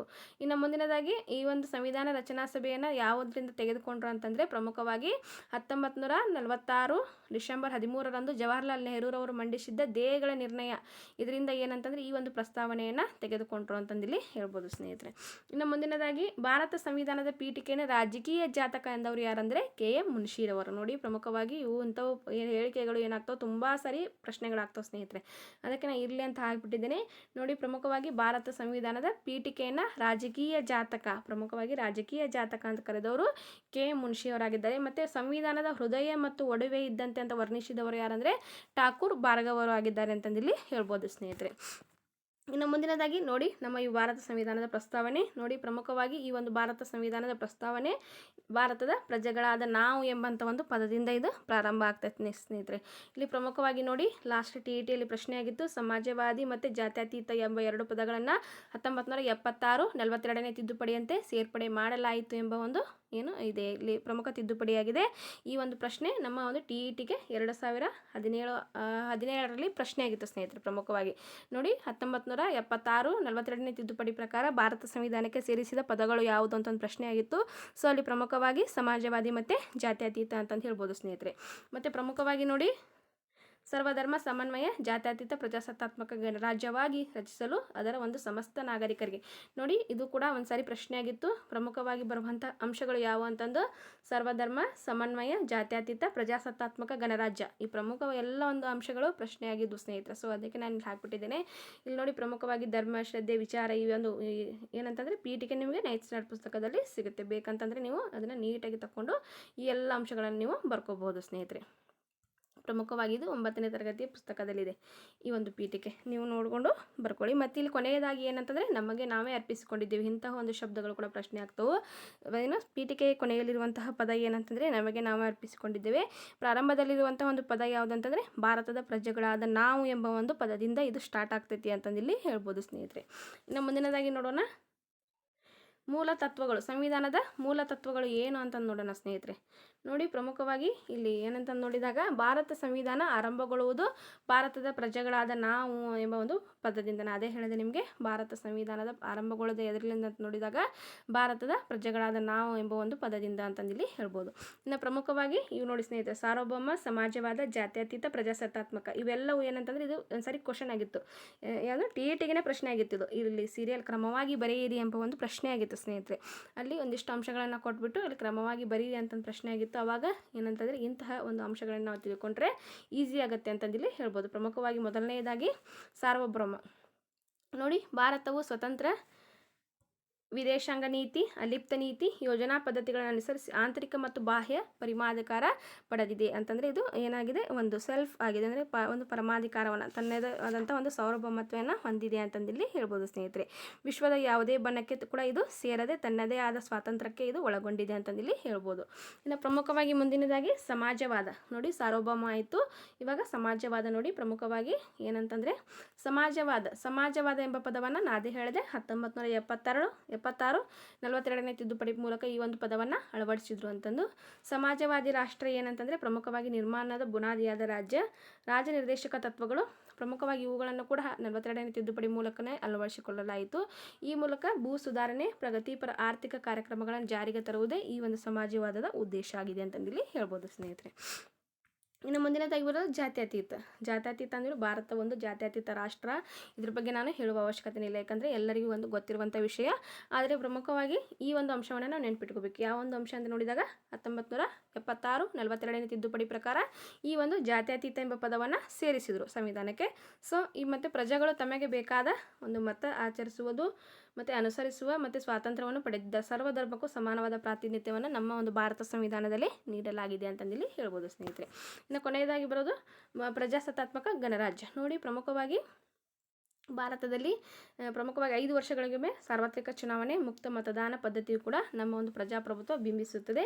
ಭಾರತದ ರಾಷ್ಟ್ರಪತಿಗಳನ್ನು 5 ವರ್ಷಗಳ ಅವಧಿಗೆ ಪ್ರಮುಖವಾಗಿ ನಾವು ಆರಿಸಿ ತೊಗೊಂಬರ್ತೀವಿ, ಆಯ್ಕೆ ಮಾಡ್ತೀವಿ. ಮತ್ತು ಜೊತೆಗೆ ಭಾರತ ಒಂದು ಗಣರಾಜ್ಯ ವ್ಯವಸ್ಥೆಯನ್ನು ಕೂಡ ಹೊಂದಿದೆ. ಇದೆಲ್ಲವೂ ಏನಂದರೆ ಪ್ರಜಾಸತ್ತಾತ್ಮಕ ಗಣರಾಜ್ಯಕ್ಕೆ ಸಂಬಂಧಿಸಿದಂಥ ಮಾಹಿತಿಯಾಗಿದೆ ಸ್ನೇಹಿತರೆ. ಇನ್ನು ಪ್ರಮುಖವಾಗಿ ಮುಂದಿನದೇನೆಂದರೆ ಸಂವಿಧಾನದ ಲಕ್ಷಣಗಳು. ನೋಡಿ, ಪ್ರಮುಖವಾಗಿ ಸಂವಿಧಾನದ ಲಕ್ಷಣಗಳು ಒಂದು ಹೇಳಿದರೆ ನಾ ಈ ಒಂದು ಟಾಪಿಕನ್ನು ಇವಾಗ ಕಂಪ್ಲೀಟ್ ಮಾಡ್ತೀನಿ. ನೆಕ್ಸ್ಟ್ ನಾಳೆ ನಾನು ಮೂಲಭೂತ ಹಕ್ಕುಗಳು ಮತ್ತು ಮೂಲಭೂತ ಕರ್ತವ್ಯಗಳು ಇದೇ ಒಂದು ಟಾಪಿಕ್ನಲ್ಲಿ ಬರ್ತಾವೆ ಸ್ನೇಹಿತರೆ. ಆದರೆ ಇದ್ರ ಜೊತೆ ಹೇಳಿದರೆ ಅದು ಅಷ್ಟೊಂದು ಸಮಂಜಸ ಅನಿಸೋದಿಲ್ಲ. ಅದನ್ನು ನಾನು ಸಪ್ರೇಟಾಗಿಯೇ ಹೇಳಿದ್ರಾಯ್ತು ಅಂತಂದು ಈ ಒಂದು ಲಕ್ಷಣಗಳನ್ನು ಹೇಳಿ ನಾನು ಇಷ್ಟಕ್ಕೆ ಈ ಒಂದು ಕ್ಲಾಸನ್ನು ಎಂಡ್ ಮಾಡ್ತೀನಿ ಸ್ನೇಹಿತರೆ. ಪ್ರಮುಖವಾಗಿ ನೋಡಿ, ಲಕ್ಷಣಗಳು ಲಿಖಿತ ಮತ್ತು ಬೃಹತ್ ಸಂವಿಧಾನವಾಗಿದೆ. ಭಾರತ ಸಂವಿಧಾನ ಲಿಖಿತ ಮತ್ತು ಬೃಹತ್ ಸಂವಿಧಾನ ಆಗಿದೆ ಅಂತಂದಿಲ್ಲಿ ಹೇಳ್ಬೋದು. ಪ್ರಮುಖವಾಗಿ ಭಾರತ ಸಂವಿಧಾನ ಲಿಖಿತ ರೂಪದಲ್ಲಿದೆ. ಸರ್ಕಾರದ ಅಂಗಗಳಾದ ಪ್ರಮುಖವಾಗಿ ಶಾಸಕಾಂಗ, ಕಾರ್ಯಾಂಗ ಮತ್ತು ನ್ಯಾಯಾಂಗಗಳ ರಚನೆ, ಅಧಿಕಾರ, ಕಾರ್ಯವ್ಯಾಪ್ತಿ ಎಲ್ಲವನ್ನು ಇದು ನಿರ್ಧರಿಸುತ್ತೆ ಅಂತಂದಿಲ್ಲಿ ಹೇಳ್ಬೋದು. ಪ್ರಮುಖವಾಗಿ 22 ಭಾಗಗಳು, 8 ಅನುಸೂಚಿಗಳು, 395 ವಿಧಿಗಳು, 25 ಭಾಗಗಳು, 12 ಅನುಸೂಚಿಗಳು, 465 ವಿಧಿಗಳು ಇಲ್ಲಿ ಪ್ರಮುಖವಾಗಿ ಎಲ್ಲ ತಿದ್ದುಪಡಿ ಮಾಡಿ ಇವಾಗ ಬೃಹತ್ ಒಂದು ಸಂವಿಧಾನವಾಗಿದೆ ಅಂತಂದಿಲ್ಲಿ ಹೇಳ್ಬೋದು. ಇನ್ನು ಮುಂದಿನದಾಗಿ ಭಾಗಶಃ ನಮ್ಯ ಮತ್ತು ಭಾಗಶಃ ಅನಮ್ಯವಾಗಿದೆ ನಮ್ಮ ಒಂದು ಭಾರತ ಸಂವಿಧಾನ. ಹಾಗಂದರೆ ಏನು ಅಂತಂದರೆ ಪ್ರಮುಖವಾಗಿ ಯಾವ ದೇಶದ ಸಂವಿಧಾನ ವಿಶೇಷ ಸಂವಿಧಾನ ಅನುಸರಿಸುವುದು ಸುಲಭವಾಗಿ ತಿದ್ದುಪಡಿ ಮಾಡಬಹುದು, ಅದನ್ನು ಏನಂತ ಕರೀತಾರೆ, ನಮ್ಯ. ಅಂದರೆ ಒಂದಿಷ್ಟು ಅಂಶಗಳನ್ನು ತಿದ್ದುಪಡಿ ಮಾಡಿದರು ಅಂತಹ ಒಂದು ವಿಧಾನವನ್ನು ಏನಂತಾರೆ, ನಮ್ಯ ಸಂವಿಧಾನ ಅಂತ ಕರೀತಾರೆ. ಮತ್ತು ಸರಳ ಸಂವಿಧಾನ ಅಂತಂದು ಕೂಡ ಕರೀತಾರೆ. ಯಾವ ಸಂವಿಧಾನ ತಿದ್ದುಪಡಿ ಮಾಡದೆ ವಿಶೇಷ ವಿಧಾನವನ್ನು ಒಳಗೊಂಡಿರ್ತದೆ ಅದನ್ನೆಂದರೆ ಕಠಿಣ ಸಂವಿಧಾನ ಅಥವಾ ಅನಮ್ಯ ಸಂವಿಧಾನ. ಅಂದರೆ ತಿದ್ದುಪಡಿ ಮಾಡದೇ ಬರುವಂಥ ಒಂದು ವಿಷಯಗಳನ್ನು ಒಳಗೊಂಡಂತಹ ಸಂವಿಧಾನಕ್ಕೆ ಏನಂತಾರೆ, ಅನಮ್ಯ ಅಂತಾರೆ. ನಮ್ಮದು ಭಾರತದಲ್ಲಿ ಕೆಲವೊಂದಿಷ್ಟು ಅಂಶಗಳನ್ನು ತಿದ್ದುಪಡಿ ಮಾಡಿದರೆ, ಕೆಲವೊಂದಿಷ್ಟು ಅಂಶಗಳು ತಿದ್ದುಪಡಿ ಆಗಿಲ್ಲ. ಸೊ ಇದೇನಂದರೆ ನಮ್ಯ ಮತ್ತು ಅನಮ್ಯವಾಗಿದೆ ಅಂತಂದಿಲ್ಲಿ ಹೇಳ್ಬೋದು ಸ್ನೇಹಿತರೆ. ಇನ್ನು ಮುಂದಿನದಾಗಿ ಸಂಸದೀಯ ಸರ್ಕಾರ ಪದ್ಧತಿ. ನೋಡಿ, ಇದು ಪ್ರಮುಖವಾಗಿ ನಾವು ಬ್ರಿಟನ್ ದೇಶದಿಂದ ಇದನ್ನು ಎರವಲು ಪಡೆದುಕೊಂಡಿದ್ದೇವೆ. ಪ್ರಮುಖವಾಗಿ ನೋಡಿ, ಸಂಸದೀಯ ಸರ್ಕಾರ ಪದ್ಧತಿಯನ್ನು ಯಾವ ದೇಶದಿಂದ ಎರವಲು ಪಡೆಯಲಾಗಿದೆ. ಇಂತಹ ಪ್ರಶ್ನೆಗಳು ಕೂಡ ತುಂಬ ಸಾರಿ ರಿಪೀಟೆಡ್ ಆಗ್ತವೆ ಮತ್ತು ಎಕ್ಸಾಮ್ನಲ್ಲಿ ಕೂಡ ಸಾಕಷ್ಟು ಬಾರಿ ಕೇಳಿದ್ದಾರೆ. ಸೊ ಅದಕ್ಕೆ ನಾನು ರಾಜನಿರ್ದೇಶಕ ತತ್ವಗಳು ಪ್ರತಿ ವರ್ಷ ಎಕ್ಸಾಮ್ನಲ್ಲಿ ಬಂದಿರುತ್ತೆ. ಎಲ್ಲ ಒಂದು ಎಕ್ಸಾಮ್ಗಳಲ್ಲಿ ರಾಜನಿರ್ದೇಶಕ ತತ್ವಗಳ ಬಗ್ಗೆ ರಿಪೀಟೆಡ್ ಕ್ವಶನ್ ಸ್ನೇಹಿತರೆ. ಅದು ಐರ್ಲೆಂಡ್ ದೇಶದಿಂದ ಪಡೆದಂತಹ ರಾಜನಿರ್ದೇಶಕ ತತ್ವಗಳು ಸಾಕಷ್ಟು ಬಾರಿ ರಿಪೀಟೆಡ್ ಆಗಿವೆ.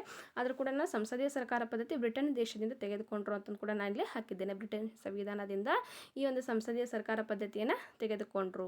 ಪ್ರಮುಖವಾಗಿ ಸಂವಿಧಾನವು ಸಂಸದೀಯ ಸರ್ಕಾರ ಪದ್ಧತಿಗೆ ಅವಕಾಶ ಮಾಡಿಕೊಟ್ಟಿದೆ. ಪ್ರಜೆಗಳಿಂದ ಪರಮಾಧಿಕಾರವನ್ನು ಹೊಂದಿದೆ. ಕೇಂದ್ರ ಮತ್ತು ರಾಜ್ಯಗಳಲ್ಲಿ ಕಾರ್ಯಾಂಗ, ಶಾಸಕಾಂಗದ ರಚನೆಯಾಗಿ ಶಾಸಕಾಂಗಕ್ಕೆ ಹೊಣೆಯಾಗಿರುತ್ತದೆ. ಮಂತ್ರಿಮಂಡಲ ಶಾಸಕಾಂಗದ ವಿಶ್ವಾಸವಿರುವವರೆಗೂ ಅಧಿಕಾರದಲ್ಲಿರುತ್ತವೆ. ಮತ್ತು ಶಾಸಕಾಂಗದ ವಿಶ್ವಾಸ ಕಳೆದುಕೊಂಡಾಗ ತಕ್ಷಣ ರಾಜೀನಾಮೆಯನ್ನು ನೀಡಬೇಕಾಗುತ್ತೆ. ಫಾರ್ ಎಕ್ಸಾಂಪಲ್ ಹೇಳ್ಬೇಕಂದ್ರೆ ಇವಾಗ ಸದ್ಯದಲ್ಲಿ ಕರ್ನಾಟಕ ಸರ್ಕಾರ. ಸೊ ಇದು ಏನಂತಂದರೆ ಮುಖ್ಯಮಂತ್ರಿ ಒಬ್ಬರು ವಜಾ ಆದರೆ ಉಳಿದ ಎಲ್ಲ ಮಂತ್ರಿಮಂಡಲ ಪೂರ್ತಿಯಾಗಿ ವಿಸರ್ಜನೆ ಆಗ್ತೈತಿ ಅಂತಂದಿಲ್ಲಿ ಹೇಳ್ಬೋದು ಸ್ನೇಹಿತರೆ. ಈಗ ಪ್ರೆಸೆಂಟ್ ನಮ್ಮ ಒಂದು ಕರ್ನಾಟಕ ಸರ್ಕಾರ ಈ ಒಂದು ಸ್ಥಿತಿಯಲ್ಲಿದೆ ಅಂತಂದು ಕೂಡ ಇಲ್ಲಿ ಹೇಳ್ಬೋದು.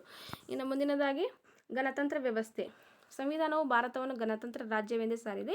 ಪ್ರಜೆಗಳಿಂದ ಪರೋಕ್ಷವಾಗಿ ನಿಗದಿತ ಅವಧಿಗಾಗಿ ಆಯ್ಕೆಯಾದ ರಾಷ್ಟ್ರದ ಮುಖ್ಯಸ್ಥರನ್ನು ಹೊಂದಿರುತ್ತದೆ. ಭಾರತದ ರಾಷ್ಟ್ರಪತಿ ದೇಶದ ಸಂವಿಧಾನದ ಮುಖ್ಯಸ್ಥರಾಗಿರ್ತಾರೆ. ಇದೆಲ್ಲವೂ ಒಂದಿಷ್ಟು ಅಂಶ ಗಣತಂತ್ರಕ್ಕೆ ಸಂಬಂಧಪಟ್ಟ ಚುನಾವಣೆ ಮೂಲಕ ಆಯ್ಕೆಯಾಗ್ತಾರೆ. ಇನ್ನು ಪ್ರಮುಖವಾಗಿ ಸಂಯುಕ್ತ ಪದ್ಧತಿ.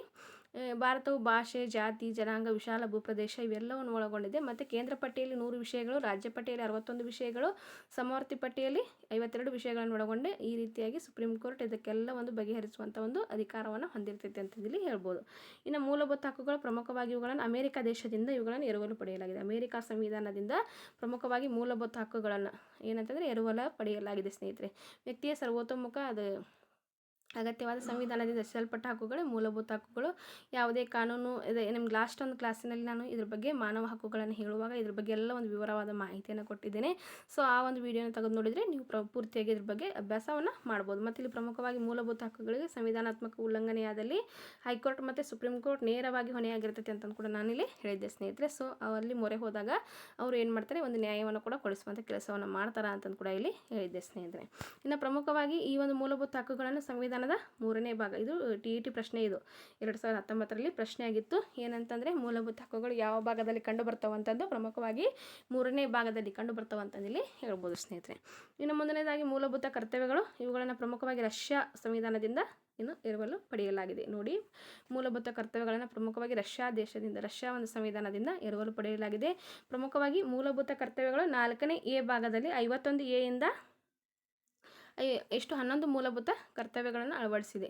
ನೋಡಿ, ಪ್ರಮುಖವಾಗಿ 1976ರಲ್ಲಿ 42ನೇ ತಿದ್ದುಪಡಿ ಮಾಡಿಬಿಟ್ಟು 10 ಮೂಲಭೂತ ಕರ್ತವ್ಯಗಳನ್ನು ಅಳವಡಿಸಿತು. ಅಲ್ಲಿ ಒಂದನ್ನು ತೆಗೆದು ಹಾಕಿದರು. ಮತ್ತು 2002ರಲ್ಲಿ ಸಂವಿಧಾನದ 86ನೇ ತಿದ್ದುಪಡಿ ಮಾಡಿ 6ರಿಂದ 14 ವರ್ಷದ ವಯೋಮಿತಿನ ಎಲ್ಲ ಮಕ್ಕಳಿಗೂ ಪೋಷಕರು ಕಡ್ಡಾಯ ಶಿಕ್ಷಣ ಕೊಡಿಸಬೇಕೆಂಬಂಥ ಒಂದು ಮೂಲಭೂತ ಹಕ್ಕನ್ನು ಅಲ್ಲಿ ಮತ್ತೆ ಸೇರಿಸಿದ್ರು. ಅದು 11ನೇ ಮೂಲಭೂತ ಹಕ್ಕಾಗಿ ಕರ್ತವ್ಯವಾಗಿ ಸೇರಿತು ಅಂತಂದಿಲ್ಲಿ ಪ್ರಮುಖವಾಗಿ ಹೇಳ್ಬೋದು ಸ್ನೇಹಿತರೆ. ಇನ್ನು ಮುಂದಿನದಾಗಿ ರಾಜ್ಯ ನಿರ್ದೇಶಕ ತತ್ವಗಳು. ನೋಡಿ, ಪ್ರಮುಖವಾಗಿ ಇವು 4ನೇ ಭಾಗದಲ್ಲಿ ಕಂಡುಬರ್ತವು ಮತ್ತು ಪ್ರಮುಖವಾಗಿ ಇವುಗಳನ್ನು ಐರ್ಲೆಂಡ್ ದೇಶದಿಂದ ಎರವಲು ಪಡೆಯಲಾಗಿದೆ. ನೋಡಿ, ಇದು ಸಾಕಷ್ಟು ಬಾರಿ ಎಲ್ಲ ಒಂದು ಎಕ್ಸಾಮ್ಗಳಲ್ಲಿ ಪ್ರಶ್ನೆ ಆಗಿದೆ ಸ್ನೇಹಿತರೆ. ರಾಜ್ಯ ನಿರ್ದೇಶಕ ತತ್ವಗಳನ್ನು ಯಾವ ಒಂದು ದೇಶದಿಂದ ಅಂತ ಎಲ್ಲ ಒಂದು ಎಕ್ಸಾಮ್ಗಳಲ್ಲಿ ಪ್ರಶ್ನೆ ಆಗಿದೆ. ಐರ್ಲೆಂಡ್ ಅಥವಾ ಐರಿಷ್ ಸಂವಿಧಾನದಿಂದ ಈ ಒಂದು ರಾಜ್ಯ ನಿರ್ದೇಶಕ ತತ್ವಗಳನ್ನು ಎರವಲು ಪಡೆಯಲಾಗಿದೆ ಸ್ನೇಹಿತರೆ. ಪ್ರಮುಖವಾಗಿ ಇವುಗಳನ್ನು ಸರ್ಕಾರ ವಜಾಗೊಳಿಸಿದ್ದು ನ್ಯಾಯಾಲಯದಲ್ಲಿ ಪ್ರಶ್ನಿಸಲು ಸಾಧ್ಯವಿಲ್ಲ. ಆದರೂ ಇವು ದೇಶದ ಆಡಳಿತಕ್ಕೆ ಮೂಲ ಬುನಾದಿಯಾಗಿ ಪ್ರಮುಖವಾಗಿ ಇವು ಏನಂದರೆ ದೇಶದ ಒಂದು ಕಲ್ಯಾಣವನ್ನು ಬಯಸ್ತವು ಅಂತಂದಿಲ್ಲಿ ಹೇಳ್ಬೋದು ಸ್ನೇಹಿತರೆ. ಇನ್ನು ಮುಂದಿನದಾಗಿ ನೋಡಿ, ಸ್ವತಂತ್ರ ಮತ್ತು ಏಕೀಕೃತ ನ್ಯಾಯಾಂಗ ವ್ಯವಸ್ಥೆ. ಪ್ರಮುಖವಾಗಿ ನೋಡಿ, ನ್ಯಾಯಾಂಗ ವ್ಯವಸ್ಥೆ ಬಗ್ಗೆ ಭಾರತ ಸಂವಿಧಾನದ ಪ್ರಮುಖವಾದಂಥ ಲಕ್ಷಣ ಅಂತಂದು ಕೂಡ ಹೇಳ್ಬೋದು. ಇಲ್ಲಿ ನೋಡಿ, ಪ್ರಜೆಗಳು ಹಕ್ಕುಗಳನ್ನು ರಕ್ಷಿಸಿ ನಿರ್ಭಯದಿಂದ ಕೆಲಸ ಮಾಡಲು ನ್ಯಾಯಾಲಯಗಳು ಸ್ವತಂತ್ರವನ್ನು ಪಡೆದಿವೆ. ಶಾಸಕಾಂಗ ಕಾರ್ಯಾಂಗಗಳು ನ್ಯಾಯಾಂಗದ ಕಾರ್ಯದಲ್ಲಿ ಹಸ್ತಕ್ಷೇಪ ಮಾಡುವಂತಿಲ್ಲ. ಏಕೀಕೃತ ನ್ಯಾಯಾಂಗ ವ್ಯವಸ್ಥೆಯನ್ನು ಅಳವಡಿಸಲಾಗಿದೆ. ಆದ್ದರಿಂದ ಸರ್ವೋಚ್ಚ ನ್ಯಾಯಾಲಯದಲ್ಲಿ ಪ್ರಮುಖವಾಗ್ತೈತಿ ಅಂತಂದು ಕೂಡ ಹೇಳ್ಬೋದು. ಉಚ್ಚ ನ್ಯಾಯಾಲಯ ಮತ್ತು ಇತರ ಅಧೀನ ನ್ಯಾಯಾಲಯಗಳು ಕೂಡ ಕಾರ್ಯನಿರ್ವಹಿಸ್ತವೆ. ಇವು ಪ್ರಮುಖವಾಗಿ ಯಾವ ಒಂದು ಅಡಿಯಲ್ಲಿ ಅಂತ ನೋಡಿದಾಗ ಸರ್ವೋಚ್ಚ ನ್ಯಾಯಾಲಯದ ಅಡಿಯಲ್ಲಿ ಇವು ಕಾರ್ಯನಿರ್ವಹಿಸ್ತವೆ ಅಂತಂದಿಲ್ಲಿ ಹೇಳ್ಬೋದು ಸ್ನೇಹಿತರೆ. ಇನ್ನು ಮುಂದಿನದಾಗಿ ಏಕಪೌರತ್ವ. ಸಂವಿಧಾನವು ಜನತೆಯ ಸಂಕುಚಿತ ಪ್ರಾಂತೀಯ ಭಾವನೆಯನ್ನು ನಿಯಂತ್ರಿಸಿ ರಾಷ್ಟ್ರೀಯ ಭಾವನೆಯನ್ನು ಬೆಳೆಸಲು ಏಕಪೌರತ್ವ ಅವಕಾಶವನ್ನು ಕೂಡ ಇಲ್ಲಿ ಮಾಡಲಾಗಿದೆ. ಎಲ್ಲರಿಗೂ ಒಂದೇ ಪೌರತ್ವ ಇದ್ದು ಇದಕ್ಕೆ ಸಂಬಂಧಿಸಿದ ಕಾನೂನನ್ನು ಮಾಡಲು ಸಂಸತ್ತಿಗೆ ಅಧಿಕಾರ ನೀಡಲಾಗಿದೆ. ಆದ್ದರಿಂದ ಭಾರತದ ಪ್ರಜೆಗಳೆಲ್ಲರೂ ಒಂದೇ ರೀತಿಯ ನೀತಿ ನಿಯಮಗಳನ್ನು ಬದ್ಧರಾಗಿರ್ತಾರೆ ಅಂತ ಕೂಡ ಇಲ್ಲಿ ಹೇಳ್ಬೋದು. ಇನ್ನು ಪ್ರಮುಖವಾಗಿ ವಯಸ್ಕರ ಮತದಾನ. ನೋಡಿ ಸ್ನೇಹಿತರೆ, ಪ್ರಮುಖವಾಗಿ ನಮ್ಮ ಸಂವಿಧಾನವು ವಯಸ್ಕರ ಮತದಾನ ಪದ್ಧತಿಗೆ ಅವಕಾಶ ಮಾಡಿಕೊಟ್ಟಿದೆ. 18 ವರ್ಷ ಮೇಲ್ಪಟ್ಟವರೆಲ್ಲರೂ ಜಾತಿ, ಧರ್ಮ, ಲಿಂಗ ಭೇದ ಭಾವವಿಲ್ಲದೆ ಇಲ್ಲೇನಾದರೆ ಎಲ್ಲರೂ ಪ್ರತಿಯೊಬ್ಬರು ಕೂಡ ಓಟನ್ನು ಮಾಡಬಹುದು ಸ್ನೇಹಿತರೆ. ಮತ್ತಿನ್ನು ದ್ವಿಸದನ ಶಾಸಕಾಂಗ ಅಂತ ನೋಡಿದಾಗ ಭಾರತದ ಶಾಸಕಾಂಗ ಸಂಸತ್ತು 2 ಅಂತ ನೋಡಿದಾಗ ದ್ವಿಸದನವನ್ನು ಒಳಗೊಂಡಿದೆ. ಲೋಕಸಭೆ ಮತ್ತು ರಾಜ್ಯಸಭೆಯನ್ನು ಕೂಡ ಇದು ಒಳಗೊಂಡಿದೆ ಸ್ನೇಹಿತರೆ. ಇನ್ನು ಪಕ್ಷ ಪದ್ಧತಿಯನ್ನು ನೋಡಿದಾಗ ರಾಜಕೀಯ ಪಕ್ಷಗಳು ಪ್ರಜಾಪ್ರಭುತ್ವ ವ್ಯವಸ್ಥೆಯ ಬುನಾದಿ. ಭಾರತದಲ್ಲಿ ಅನೇಕ ರಾಜಕೀಯ ಪಕ್ಷಗಳು ಕೂಡ ಇದ್ದಿದ್ದು ನಮಗೆ ಕಂಡು ಬರ್ತೈತಿ. ಸಾರ್ವತ್ರಿಕ ಚುನಾವಣೆಯಲ್ಲಿ ಬಹುಮತ ಪಡೆದ ಪಕ್ಷ ಏನಾಗಿರ್ತೈತಿ, ಒಂದು ಆಳುವ ಅಥವಾ ಒಂದು ಅಧಿಕಾರದಲ್ಲಿ ಇರುವಂತಹ ಒಂದು ಪಕ್ಷ ಆಗಿರ್ತೈತಿ ಅಂತಂದು ಹೇಳ್ಬೋದು. ಮತ್ತು ನೆಕ್ಸ್ಟ್ 2ನೇ ಪ್ಲೇಸ್ನಲ್ಲಿರುವಂಥ ಒಂದು ಪಕ್ಷ ಏನಾಗಿರ್ತೈತಿ, ವಿರೋಧ ಪಕ್ಷವಾಗಿ ಆಯ್ಕೆ ಆಗ್ತೈತಿ ಅಂತಂದಿಲ್ಲಿ ಹೇಳ್ಬೋದು ಸ್ನೇಹಿತರೆ. ಇನ್ನು ಪ್ರಮುಖವಾಗಿ ಭಾರತ ಸಂವಿಧಾನದಲ್ಲಿ ಯಾವ ದೇಶದಿಂದ ಏನೇನು ಎರವಲು ಪಡ್ಕೊಂಡ್ರು ಅಂತಂದು ನಾನು ಒಂದು ಸಣ್ಣದೊಂದು ಪಿಕ್ಚರ್ ಇದೆ, ಅದೊಂದು ಹೇಳಿಬಿಟ್ಟು ನೆಕ್ಸ್ಟ್ ನಾನು ಸ್ವತಂತ್ರಗೊಂಡ ನಂತರ ಭಾರತದಲ್ಲಿ ಸರ್ಕಾರ ರಚನೆ ಆಗುತ್ತಲ್ಲ 1951ರ ನಂತರ ಅಲ್ಲಿ ಮೊಟ್ಟ ಮೊದಲ ಸರ್ಕಾರ ರಚನೆ ಆಗ್ತೈತೆ. ಆ ಒಂದು ಸಮಯದಲ್ಲಿ ಯಾರು ಯಾವ ಒಂದು ಹುದ್ದೆಯಲ್ಲಿದ್ದರು ಅಂತಂದು ಅದೊಂದಿಷ್ಟು ಮಾಹಿತಿಯನ್ನು ಹೇಳ್ತೀನಿ. ಇವೆರಡು ಮಾಹಿತಿಗಳು ಪ್ರಮುಖವಾಗಿ PS ಗಂಗಾಧರ ರಾವ್ ಸರ್ ಅವರ ಪುಸ್ತಕದಿಂದ ತೆಗೆದುಕೊಂಡಂಥ ಮಾಹಿತಿಯಾಗಿವೆ. ಎಕ್ಸಾಮ್ಗೆ ಇಂಪಾರ್ಟೆಂಟ್ ಆದ ಕಾರಣ ನಾನು ಇವನ್ನ ಹಾಕಿದ್ದೇನೆ, ಬೇಜಾರು ಮಾಡ್ಕೋಬೇಡಿ. ಇನ್ನೊಂದು 5 ನಿಮಿಷ ಈ ಒಂದು ವಿಡಿಯೋನ ಪೂರ್ತಿಯಾಗಿ ನೋಡಿ ಸ್ನೇಹಿತರೆ. ಪ್ರಮುಖವಾಗಿ ಸಂವಿಧಾನದ ಮೂಲಗಳು ಮತ್ತು ಎರವಲು ಪಡೆದಂತಹ ಲಕ್ಷಣಗಳು ನೋಡಿ. ಪ್ರಮುಖವಾಗಿ ಭಾರತ ಸರ್ಕಾರ ಕಾಯ್ದೆ ಪ್ರಮುಖವಾಗಿ 1935 ನೋಡಿ. ಒಕ್ಕೂಟ ವ್ಯವಸ್ಥೆ ನೋಡಿ 1935ರ ಒಂದು ಸಂವಿಧಾನ ತಿದ್ದುಪಡಿ ಇದೇನಿದು ಕಾಯ್ದೆ ಪ್ರಕಾರ 1935ರ ಭಾರತ ಸರ್ಕಾರ ಕಾಯ್ದೆ ಪ್ರಕಾರ ತೆಗೆದುಕೊಂಡಂಥ ಅಂಶಗಳು ಇವು ಭಾರತ ಸಂವಿಧಾನದಲ್ಲಿ ನೋಡಿ. ಪ್ರಮುಖವಾಗಿ ಒಕ್ಕೂಟ ವ್ಯವಸ್ಥೆ, ರಾಜ್ಯಪಾಲರ ಹುದ್ದೆ, ನ್ಯಾಯಾಂಗ ವ್ಯವಸ್ಥೆ, ಸಾರ್ವಜನಿಕ ಸೇವಾ ಆಯೋಗಗಳು, ತುರ್ತು ಪರಿಸ್ಥಿತಿ ಉಪಬಂಧಗಳು ಮತ್ತು ಆಡಳಿತಾತ್ಮಕ ವಿವರಣೆಗಳು. ಮತ್ತು ಬ್ರಿಟಿಷ್ ಸಂವಿಧಾನದಿಂದ ಅಥವಾ ಬ್ರಿಟನ್ ಸಂವಿಧಾನ ಅಂತ ಕೂಡ ಹೇಳ್ಬೋದು. ಸಂಸದೀಯ ಪದ್ಧತಿ, ಕಾನೂನಿನ ಆಧಿಪತ್ಯ, ಶಾಸನೀಯ ನಿಯಮಗಳು, ಏಕಪೌರತ್ವ, ಕ್ಯಾಬಿನೆಟ್ ಪದ್ಧತಿ, ಸಂಸದೀಯ ಸೌಲಭ್ಯ ಮತ್ತು ದ್ವಿಸದನ ಶಾಸಕಾಂಗ ಪದ್ಧತಿ ಇವೆಲ್ಲ ಅಂಶಗಳನ್ನು ಬ್ರಿಟಿಷ್ ಸಂವಿಧಾನದಿಂದ ಪಡೆದುಕೊಳ್ಳಲಾಗಿದೆ. ಬ್ರಿಟಿಷ್ ಅಥವಾ ಬ್ರಿಟನ್ ಸಂವಿಧಾನ. ಮತ್ತು ಪ್ರಮುಖವಾಗಿ ಅಮೆರಿಕ ಸಂವಿಧಾನದಿಂದ ಪ್ರಸ್ತಾವನೆ, ಮೂಲಭೂತ ಹಕ್ಕುಗಳು, ನ್ಯಾಯಾಂಗ ಸ್ವಾತಂತ್ರ್ಯ, ನ್ಯಾಯಿಕ ವಿಮರ್ಶೆ, ರಾಷ್ಟ್ರಾಧ್ಯಕ್ಷರ ಮಹಾಭಿಯೋಗ, ಸರ್ವೋಚ್ಚ ನ್ಯಾಯಾಲಯ ಮತ್ತು ಉಚ್ಚ ನ್ಯಾಯಾಲಯದ ನ್ಯಾಯಾಧೀಶರು ಮತ್ತು ಉಪಾಧ್ಯಕ್ಷರ ಹುದ್ದೆ ಇವೆಲ್ಲವೂ ಪ್ರಮುಖವಾಗಿ ಯಾವುದು ಅಮೆರಿಕ ಸ್ವಾತಂತ್ರ್ಯದಿಂದ ಅಂತಂದು ಹೇಳ್ಬೋದು ಸ್ನೇಹಿತರೆ, ಅಮೆರಿಕ ಸಂವಿಧಾನದಿಂದ. ನೆಕ್ಸ್ಟ್ ಐರ್ಲೆಂಡ್ ಸಂವಿಧಾನ ಅಥವಾ ಮತ್ತು ಐರಿಷ್ ಸಂವಿಧಾನದಿಂದ ನೋಡಿದಾಗ ರಾಜ್ಯ ನಿರ್ದೇಶಕ ತತ್ವಗಳು, ರಾಜ್ಯಸಭೆಗೆ ಸದಸ್ಯರ ನಾಮಕರಣ, ರಾಷ್ಟ್ರಾಧ್ಯಕ್ಷರ ಚುನಾವಣೆ ವಿಧಾನ ಇದೆಲ್ಲವನ್ನು ಎಲ್ಲಿಂದ ತೆಗೆದುಕೊಂಡ್ರೆ ಅಂದರೆ ಐರ್ಲೆಂಡ್ ಸಂವಿಧಾನದಿಂದ ಅಂತಂದಿಲ್ಲಿ ಹೇಳ್ಬೋದು. ಇನ್ನು ಮುಂದಿನದಾಗಿ ಕೆನಡಾ ಸಂವಿಧಾನದಿಂದ ನೋಡಿ.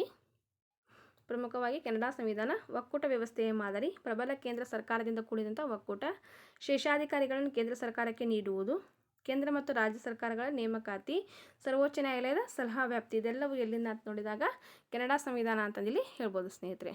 ಇನ್ನು ಪ್ರಮುಖವಾಗಿ ಆಸ್ಟ್ರೇಲಿಯಾ ಸಂವಿಧಾನ ಸಮವರ್ತಿ ಪಟ್ಟಿ ವ್ಯಾಪಾರ ವಾಣಿಜ್ಯಗಳಿಗೆ ಸಂಬಂಧಿಸಿದ ಸ್ವಾತಂತ್ರ್ಯ ಎರಡೂ ಸದನಗಳ ಜಂಟಿ ಅಧಿವೇಶನ ಆಸ್ಟ್ರೇಲಿಯಾ ಸಂವಿಧಾನದಿಂದ ತೆಗೆದುಕೊಂಡಂಥದ್ದು. ಮತ್ತು ಮುಂದಿನದಾಗಿ ಜರ್ಮನಿಯ ವಿಮಿಯರ್ ಸಂವಿಧಾನದಿಂದ ತುರ್ತು ಪರಿಸ್ಥಿತಿ ಉಪಬಂಧಗಳನ್ನು ತೆಗೆದುಕೊಂಡಿದ್ದಾರೆ ಸ್ನೇಹಿತರೆ. ಸೋವಿಯತ್ ಸಂವಿಧಾನದಿಂದ ಇಂದಿನ ರಷ್ಯಾ. ಮೂಲಭೂತ ಕರ್ತವ್ಯಗಳು ಪ್ರಸ್ತಾವನೆಯಲ್ಲಿರುವ ಸಾಮಾಜಿಕ ಆರ್ಥಿಕ ಮತ್ತು ರಾಜಕೀಯ ನ್ಯಾಯ. ಫ್ರೆಂಚ್ ಸಂವಿಧಾನದ ಪ್ರಸ್ತಾವನೆಯಲ್ಲಿರುವ ಸ್ವಾತಂತ್ರ್ಯ. ಇದು ಒಂದು ಸಾರಿ ಪ್ರಶ್ನೆ ಆಗಿತ್ತು ಸ್ನೇಹಿತರೆ. ಪ್ರಸ್ತಾವನೆಯಲ್ಲಿರುವಂಥ ಒಂದು ಸ್ವಾತಂತ್ರ್ಯವನ್ನು ಯಾವುದರಿಂದ ತೆಗೆದುಕೊಂಡ್ರು ಅಂತಂದರೆ ಫ್ರೆಂಚ್ ಅಥವಾ ಫ್ರಾನ್ಸ್ ಸಂವಿಧಾನದಿಂದ. ಸಮಾನತೆ ಮತ್ತು ಭ್ರಾತೃತ್ವ ಇದೆಲ್ಲವೂ ಏನಿದೆ ಫ್ರಾನ್ಸ್ ಸಂವಿಧಾನ ಅಥವಾ ಫ್ರೆಂಚ್ ಸಂವಿಧಾನದಿಂದ. ಇನ್ನು ಮುಂದಿನದಾಗಿ ದಕ್ಷಿಣ ಆಫ್ರಿಕಾ ಸಂವಿಧಾನ ನೋಡಿದಾಗ ಸಂವಿಧಾನದ ತಿದ್ದುಪಡಿ ಮತ್ತು ವಿಧಾನ ಮತ್ತು ರಾಜ್ಯಸಭಾ ಸದಸ್ಯರ ಚುನಾವಣಾ ವಿಧಾನ ಇದೆಲ್ಲವೂ ಪ್ರಮುಖವಾಗಿ ಎಲ್ಲಿಂದ ಅಂತ ನೋಡಿದಾಗ ದಕ್ಷಿಣ ಆಫ್ರಿಕಾ ಸಂವಿಧಾನದಿಂದ ಅಂತಂದಿಲ್ಲಿ ಹೇಳ್ಬೋದು ಸ್ನೇಹಿತರೆ. ಇದಿಷ್ಟು ಮಾಹಿತಿ ಏನಂದರೆ ಪ್ರಮುಖವಾಗಿ ಯಾವ ಒಂದು ಸಂವಿಧಾನದಿಂದ ಯಾವ ಒಂದು ಅಂಶವನ್ನು ತೆಗೆದುಕೊಂಡ್ರು ಭಾರತ ಸಂವಿಧಾನ ರಚಿಸಲಿಕ್ಕೆ ಅಂತಂದಿಲ್ಲಿ ಹೇಳ್ಬೋದು. ನೋಡಿ ಒಂದು ಸ್ವಲ್ಪ ಸ್ಕ್ರೀನ್ಶಾಟ್ ಬರ್ಕೊತಿದ್ರೆ ಬರ್ಕೊಂಬಿಡಿ, ಯಾಕಂತಂದರೆ ಇವು ನಮ್ಮ ಒಂದು ಪುಸ್ತಕದಲ್ಲಿ ಇಲ್ಲ, ಆದ ಕಾರಣ ನೋಡಿ ಈ ರೀತಿ ಎಲ್ಲ ಒಂದು ಅಂಶಗಳಾಗಿವೆ. ಇನ್ನು ಮುಂದಿನದಾಗಿ ಒಂದು ಪ್ರಪ್ರಥಮವಾಗಿ ಭಾರತ ಸ್ವಾತಂತ್ರ್ಯ ರಚನೆ ಆದಮೇಲೆ ಅಲ್ಲಿ ಕ್ಯಾಬಿನೆಟ್ ಸಚಿವರುಗಳು ಮತ್ತು ಅವರು ಇದ್ದಂಥ ಒಂದು ಹುದ್ದೆ ಅಥವಾ ಖಾತೆಗಳು ಯಾವ ಅಂತಂದಿದ್ದೊಂದು ಲಾಸ್ಟ್ ಪಾಯಿಂಟನ್ನು ಹೇಳಿ ನಾನು ಈ ಕ್ಲಾಸ್ನ ಎಂಡ್ ಮಾಡ್ತೇನೆ ಸ್ನೇಹಿತರೆ. ಪ್ರಮುಖವಾಗಿ ನೋಡಿ ಯಾರಂತಂದಾಗ ಪಂಡಿತ್ ಜವಾಹರ್ಲಾಲ್ ನೆಹರೂರವರು ಪ್ರಧಾನಮಂತ್ರಿ, ವಿದೇಶಾಂಗ ಮತ್ತು ವ್ಯವಹಾರ ಮತ್ತು ಕಾಮನ್ವೆಲ್ತ್. ಸರ್ದಾರ್ ವಲ್ಲಭಾಯ್ ಪಟೇಲ್ ಅವರು ಗೃಹ ಖಾತೆ ಮತ್ತು ಉಪ ಪ್ರಧಾನಿ. ಮತ್ತು ನೆಕ್ಸ್ಟ್ ಡಾಕ್ಟರ್ ರಾಜೇಂದ್ರ ಪ್ರಸಾದ್ ಅವರು ಆಹಾರ ಮತ್ತು ವ್ಯವಸಾಯ. ಮೌಲಾನಾ ಅಬ್ದುಲ್ ಕಲಾಂ ಆಜಾದ್ ಅವರು ಶಿಕ್ಷಣ.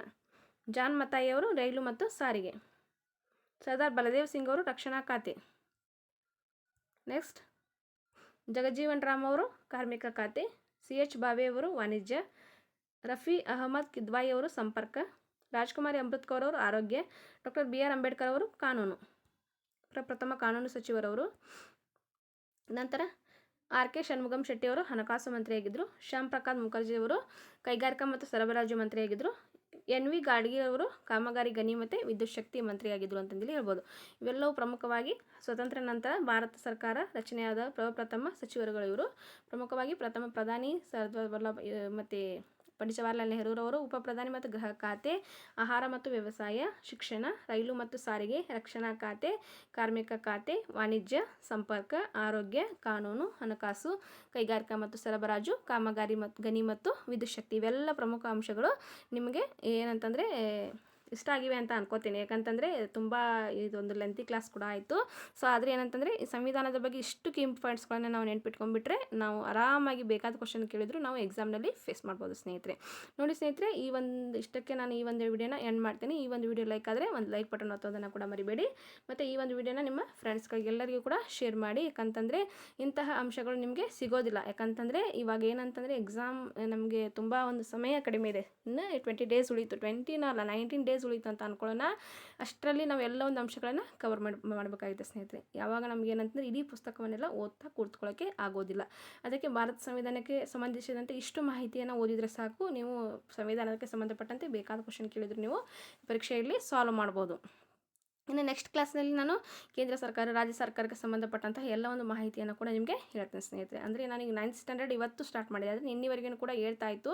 ಇವತ್ತು 9th ಸ್ಟಾರ್ಟ್ ಮಾಡಿದೆ. ಆದರೆ ಅಲ್ಲಿ ಕಾನ್ಸ್ಟಿಟ್ಯೂಷನ್ ಬಗ್ಗೆ ತುಂಬ ಒಂದು ಏನಂತಂದರೆ ಕಮೆಂಟ್ಸ್ಗಳು ಬಂದು ಅದ್ರ ಬಗ್ಗೆ ತುಂಬ ಬೇಡಿಕೆ ಇತ್ತು ಜನರಿಗೆ, ಫ್ರೆಂಡ್ಸ್ಗಳಿಗೆ. ಸೊ ಅದಕ್ಕೆ ನಾನು ಏನು ಮಾಡಿದೆ, ಈ ಒಂದು ವಿಡಿಯೋನ ಇವತ್ತು ಮಾಡಿದೆ ಸ್ನೇಹಿತರೆ.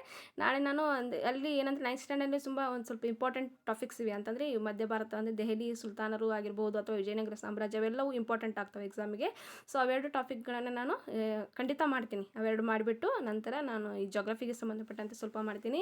ಮತ್ತು ಇಲ್ಲಿ ಕೇಂದ್ರ ಸರ್ಕಾರ ಮತ್ತು ರಾಜ್ಯ ಸರ್ಕಾರ ಇವೆರಡೂ ಕೂಡ ಇಂಪಾರ್ಟೆಂಟ್ ಆಗ್ತವೆ ನಮಗೆ ಎಕ್ಸಾಮ್ನಲ್ಲಿ. ಯಾಕೆ ರಾಷ್ಟ್ರಪತಿ ಆಗಿರ್ಬೋದು, ಪ್ರಧಾನಮಂತ್ರಿಗಳು, ಮಂತ್ರಿಮಂಡಲದ ಬಗ್ಗೆ ಸಾಕಷ್ಟು ಪ್ರಶ್ನೆಗಳು ನಮಗೆ ಇಂಪಾರ್ಟೆಂಟ್ ಆಗ್ತವೆ ಸ್ನೇಹಿತರೆ. ಸೊ ಅದಕ್ಕೆ ಅಷ್ಟು ಟಾಪಿಕ್ಗಳನ್ನು ಮಾಡಿ ನಿಮಗೆ 20ನೇ ತಾರೀಕನ್ನು ಅಷ್ಟು ಹೊತ್ತಿಗೆ ಅಂದರೆ ಆಗಸ್ಟ್ 20ರ ಒಳಗೆ ನನ್ನ ಎಷ್ಟಾಗುತ್ತೆ ಅಷ್ಟು ನನಗೆ ಸಾಧ್ಯವಾದಷ್ಟು ನಿಮಗೆ ಎಲ್ಲ ಒಂದು ಸೋಷಿಯಲ್ ಸೈನ್ಸ್ಗೆ ಸಂಬಂಧಪಟ್ಟಂತೆ ಎಲ್ಲ ಒಂದು ಕ್ಲಾಸ್ಗಳನ್ನು ನಾನು ಮಾಡಿಕೊಡ್ತೀನಿ ಸ್ನೇಹಿತರೆ. ನಮ್ಮ ಈ ಜ್ಞಾನ ಸರಸ್ವತಿ ಚಾನಲ್ ಪ್ರಮುಖವಾಗಿ ಅಂತಂದರೆ ಈ ಸೋಷಿಯಲ್ ಸೈನ್ಸ್ಗೆ ಸಂಬಂಧಪಟ್ಟಂತೆ ಇಲ್ಲ ಒಂದು ಮೀಸಲು ಸ್ನೇಹಿತರೆ. ಅಂದರೆ ಬೇರೆ ಸಬ್ಜೆಕ್ಟ್ಗಳು ಅಷ್ಟೊಂದು ನಾನು ಮಾಡೋದಿಲ್ಲ. ಮಾಡಿದ್ರೆ ಕನ್ನಡ ಒಂದು ಮಾಡ್ತೀನಿ, ಸೈಕಾಲಜಿ ಮಾಡ್ತೀನಿ, TETಗೆ ಸಂಬಂಧಪಟ್ಟಂತೆ. ಅತಿ ಹೆಚ್ಚು ಅಂದರೆ ಸೋಷಿಯಲ್ ಸೈನ್ಸ್ನೇ ನಾನು ಮಾಡೋದು, ಯಾಕಂದರೆ ನನ್ನ ಮೇಜರ್ ಸಬ್ಜೆಕ್ಟ್ ಕೂಡ ಹೌದು. ಆ ಒಂದು ಮತ್ತು ಏನಂತಂದರೆ ಈ ಒಂದು ವಿಡಿಯೋ ಬಗ್ಗೆ ನಿಮ್ಮ ಒಂದು ಅಭಿಪ್ರಾಯವನ್ನು ತಿಳಿಸಿ. ಮತ್ತು ಇನ್ನೂ ನಮ್ಮ ಚಾನಲ್ನ ಯಾರು ಸಬ್ಸ್ಕ್ರೈಬ್ ಮಾಡಿಲ್ಲ ದಯವಿಟ್ಟು ಸಬ್ಸ್ಕ್ರೈಬ್ ಮಾಡಿ ಅಂತಂದು ಹೇಳ್ತಾ ಎಲ್ಲರಿಗೂ ಕೂಡ ಶುಭವಾಗಲಿ. ಧನ್ಯವಾದಗಳು. Thank you so much for watching.